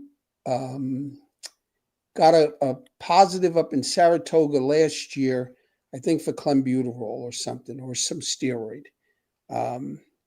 He's a Jersey trainer, been around forever. And they gave him a 2-year suspension. But if they give him a fine, his lawyer, Seventh Amendment, if you're fined by the federal government, you have a right to a jury trial. And he wants a jury trial. Well, HISA took the fine away, removed the fine. It was heard by an administrative law judge who put it back in. And HISA is trying to circumvent it, go around it, because they don't want to have to go to court and defend it before a jury, as opposed to defend it before a judge. And what the heck is his name? Not Joe Orsino. It's a name like that. The Thoroughbreds. Thoroughbred trainer. Yeah, he's a thoroughbred trainer. Jersey, mostly Jersey, but he races New York too. And he just, so they're fighting, and then the court ruled. The last ruling was that they had to file something, but they didn't tell him what they needed or what it was. So his lawyers said, "Hey, what do you want from us?" In other words, usually the court, the order will say what the problem is or whatever. So things like that, and I'm not saying HICE is being dishonest or whatever. I'm just saying that's a problem that never should have come up. If it was handled properly, if there had been hearings and things, a lot of those types of problems would have been taken care of and would have been done away with. I mean, I've testified before, racing commissions and or general assemblies, in Maine when I was up there, Massachusetts, Delaware, and I think I even had to go once over to Maryland and testify. And the opportunity to be heard is central to the United States, the rights we have as people, and due process, and that's akin to due process. We have a hearing. No one should be afraid to have the hearing, and then once the hearing is done, the deciding group, the group that has to make that decision, takes it all into consideration and says, well, this is the law, what it's going to be or not. Or, well, we hadn't thought about that. How many times I've been, in hearings, committee hearings, where they don't know everything, and they'll say, glad you brought that to our attention, we can address it, and they'll amend the bill, or they'll put language in. That's the process. And for that reason, mostly, that's one of the problems with HISA. But I don't hold it against Freddie. He's got every right to support HISA. Well, let me say this. Let me say this to both you and Joe. The reason I understand what Joe says, that Joe brought you on as his guest and he don't want to get. I understand all of that, but here's if Freddie would have said, Freddie's comment was, Sal, respectfully, you're full of shit. Okay. Should have worded it differently. As far as I'm concerned, respectfully is a fucking bullshit political term. I don't ever use respectfully. And all he had to do was say, Sal, respectfully, I disagree. Not you're full of shit, because the full of shit is not nice. And both of you are my friends. And right now I'm involved with Freddie in doing something. I'm And actually surprised Freddie said that. me too. I really am. Me too. Freddie's always a gentleman. He knows how I feel about I protected Freddie with you know how many arguments I had with Manny over Freddie in private, and I don't let that stuff go. I can't let it go. It's in my DNA. I can't let it go. And Freddie's my friend. And right now, Freddie and me are involved in something where, because of Freddie, he's going to be a big help. And if this thing works, Freddie's going to be okay. I don't want this to, and I'm sure this will not ruin our friendship. I'm sure Freddie realized he should have said, I just disagree. Because he wrote down after that, and I put it up. Freddie says Sal is a good guy, but that's why I just can't let certain stuff go, and sometimes, a lot of times, and because of my attitude, I took a lot of lumps. You're right. I'm the same way as you, Larry. Okay, so now we'll end that. Freddie, we're still friends. You're still coming on Thursday night, and we won't even mention this ever happened, because I don't want you to try to. There's no way that you can justify respectfully you're full of shit. That I make believe you never said it. That's it. Okay, what else you want to talk about? What else? This is one of the most. The whole thing in racing is that they don't follow the Constitution. If a trainer or a driver gets into a problem, he's automatically guilty. It's not fair to us. We have no shot of ever winning anything. Well, in certain instances, the burden of proof is on the trainer to prove his innocence, as opposed to the state having to prove guilt. Yeah, but you're supposed to be innocent until proven guilty in horse racing. Well, in a lot of instances, yeah, but a lot of instances you're innocent. You're not presumed guilty, but they give you a hearing, they look at tape, film, they ask questions, and then they make a decision. But predetermined. Well, the judges make their decision upstairs. And if they're good judges and they're doing their work up there, not a whole lot's going to change between upstairs and the office, the hearing day or two after in the office. Now, one of the things that I've had several discussions through the years with horsemen, and it came out in the Charlie May case, and that case is still pending in the New Jersey courts. And I wouldn't be surprised if the owner wins that case. A lot of judges, a lot of the drivers would say to me, well, you shouldn't have to talk to us. You got the tape. You just make your decision. I says, no. I've always encouraged, and when I teach CE courses for judges, when I teach the other courses, the legal part of the RCI course, I always tell them, you might learn something that you either didn't see or saw it one way and it wasn't that way necessarily. So you need to talk to that driver. You need to talk to the driver that got interfered with, and ask him what happened. You need to know. You need to gather as much information as you can, and under a time pressure, because you got, mutuals is waiting to go official. People in the grandstand are looking at the tote board, the blinking lights. Everybody wants a decision. You try to make the best decision you can. And I remember the first judge I ever worked with, an old timer, Bob Agner. He was from Toledo, or near to Ottawa, Ohio, western corner of Ohio. And he said, you make the best decision you can with the information you have. And if you can put your head on the pillow at night and sleep, you did okay. And he was right. But you have to want to make the best decision.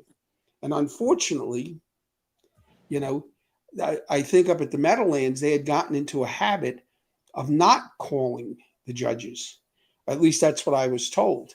And that's what I think happened in the Charlie May case. And maybe I don't have all the facts on that, but that's my recollection. And you want to talk to them. You want to know, and when you go to an appeal hearing, before a commission or whoever, that's a de novo hearing, meaning it's fresh, starts new. They have to represent the evidence and everything else.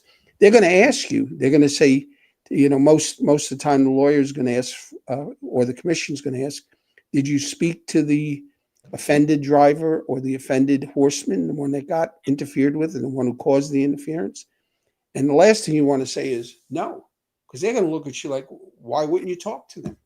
But for some reason, this became a habit or a standard that they were using. And I think it was up at the Meadowlands, and it happened in Charlie May, and they never spoke to anybody. And had they spoken to somebody, they may have had a complete different ruling.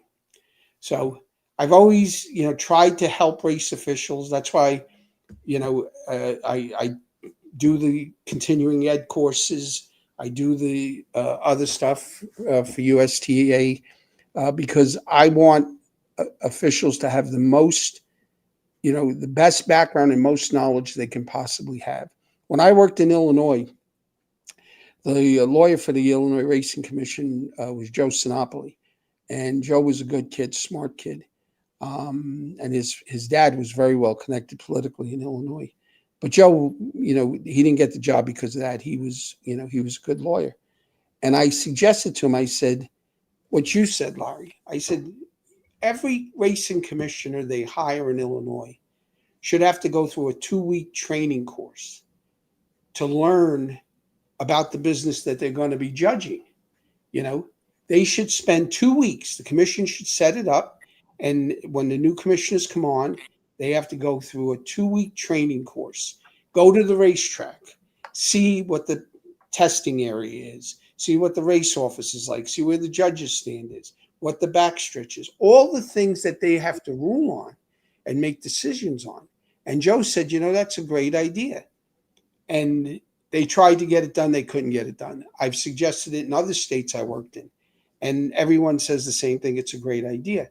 Well, great idea or not, it should be done. Because like you said, Larry, you appoint a political appointment. You got a guy who contributed a lot of money to a governor's campaign. And then they have an opening on the racing commission.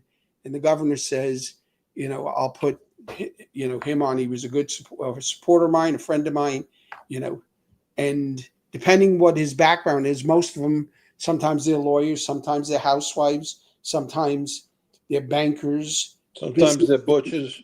Huh? Sometimes they're butchers. Well, whatever they come from. Like Frank. And yet, if they haven't had any exposure to racing, they don't understand. And then you try to explain things to them, and it takes a long time for them to get, to understand those things. And that is part of the problem with racing. Yeah, without a doubt. And that a lot of that is the politics of it.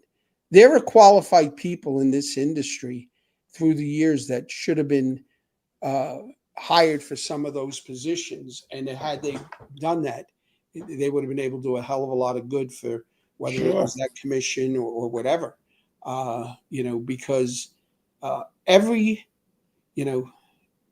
case that comes before the judges is important to the person who is being charged, and they have a right to be heard. They have a right to, say what they think, and, they have a right to that process. And if they don't get it, then the system's not working the way it should.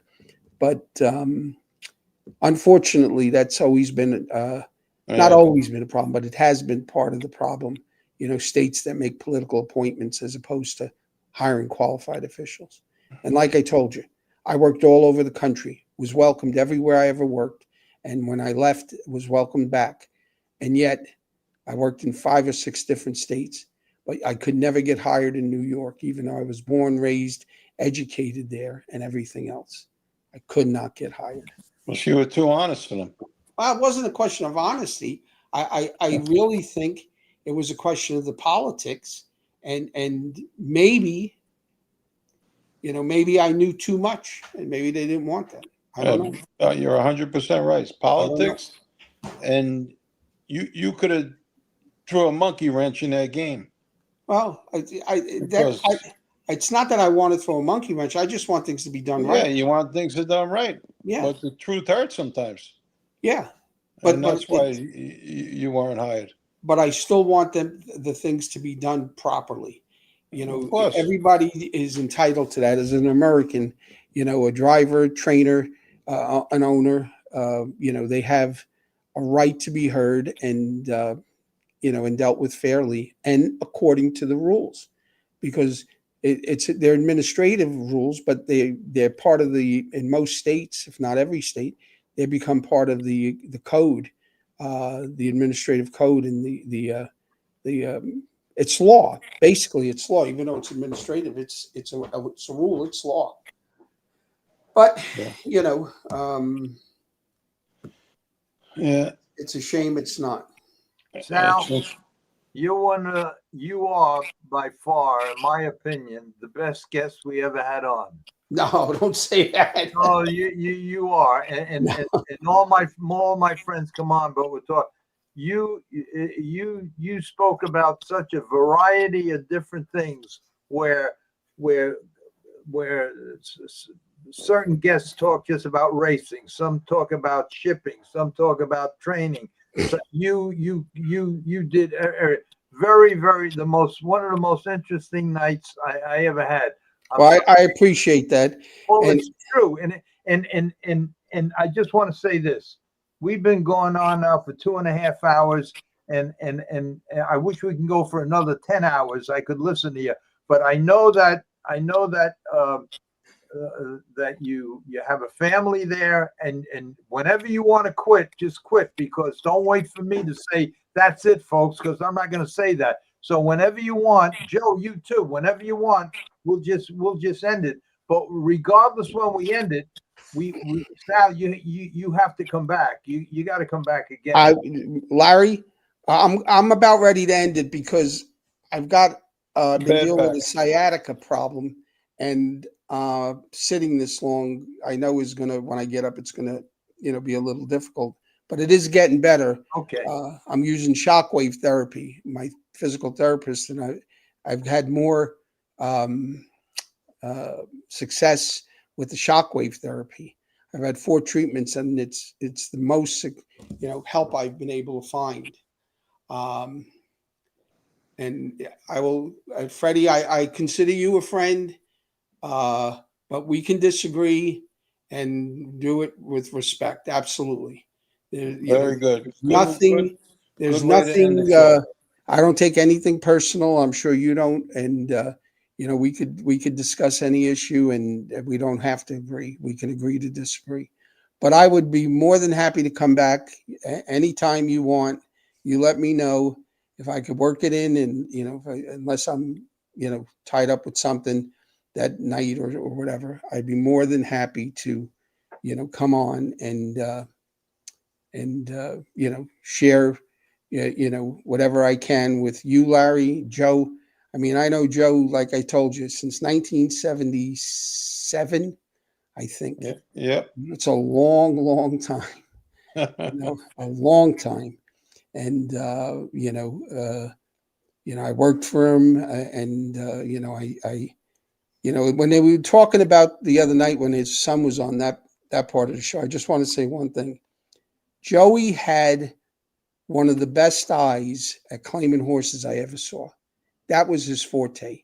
He could spot horses that could be helped, and he claimed a lot of horses and improved them. He had an owner once. My sister worked for him. He was a plumbing contractor. He's passed on since, and I'll never forget. I brought him to meet Joe because he wanted to get in the horse business, and I said, he'll do right by you. And I forget what he told you. Look for a price. I think around $25,000, give or take, which in New York at the time would have been a 22 claimer or a 27 claimer. Well, Joey finds a horse that's in for 33. What the hell was his name? Do you remember? Abby's good boy. Abby's good Abby's a boy. good boy. Yeah, Abby's good boy. Yeah, he was in Yeah. for 33,000. And Joey calls me. He says, I really like this horse. He said, but it's a little more than Don wanted to spend. Do you think he would go for it? And I said, well, call him and ask him. Tell him you like the horse. And he did. And he ended up claiming him. And I think the first start, you raced him in a B3 or a B2. And he finished second. And he ended up beating the B class a couple times. Then you ended up back in claimers, I think, for 40. But he did well. And then they bought White Christmas. Right. He bought White Christmas. He claimed White Christmas. And that was a horse that he brought his friend Paul Tano in. He was a jeweler from Eastchester. Right. And they right. did well. They did really well. They did until he went and bought horses on his own in Florida. Remember when he went down and he bought Ricky and Yeah, Ricky? Don bought horses off Bonvie, Pat Bonvie. Yeah, something like that.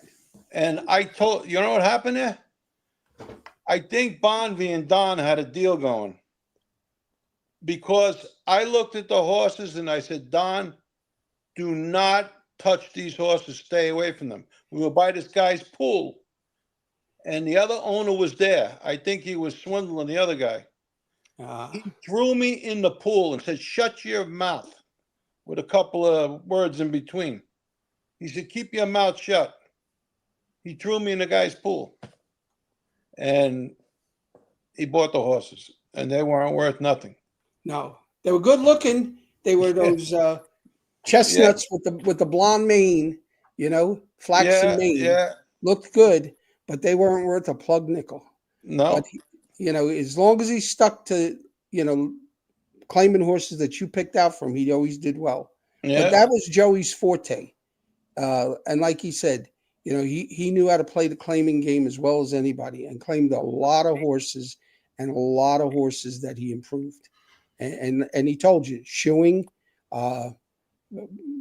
changing hobbles, doing something a little different, turning horses out. But he had a lot of success doing that. He really did. And that was always your forte, in my opinion, when I worked with all the horses you claimed. But we had a lot of fun too.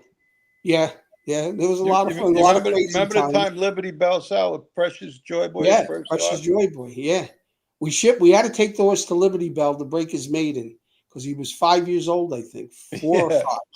And we leave Yonkers and we cross the George Washington Bridge, and there's a trailer ban because the wind is so high. And back then, most people used tag-along trailers, not goosenecks.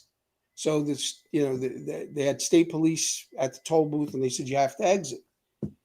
And we left early enough. We left like 3 o'clock, and Liberty Bell was only maybe 2.5 hours at most.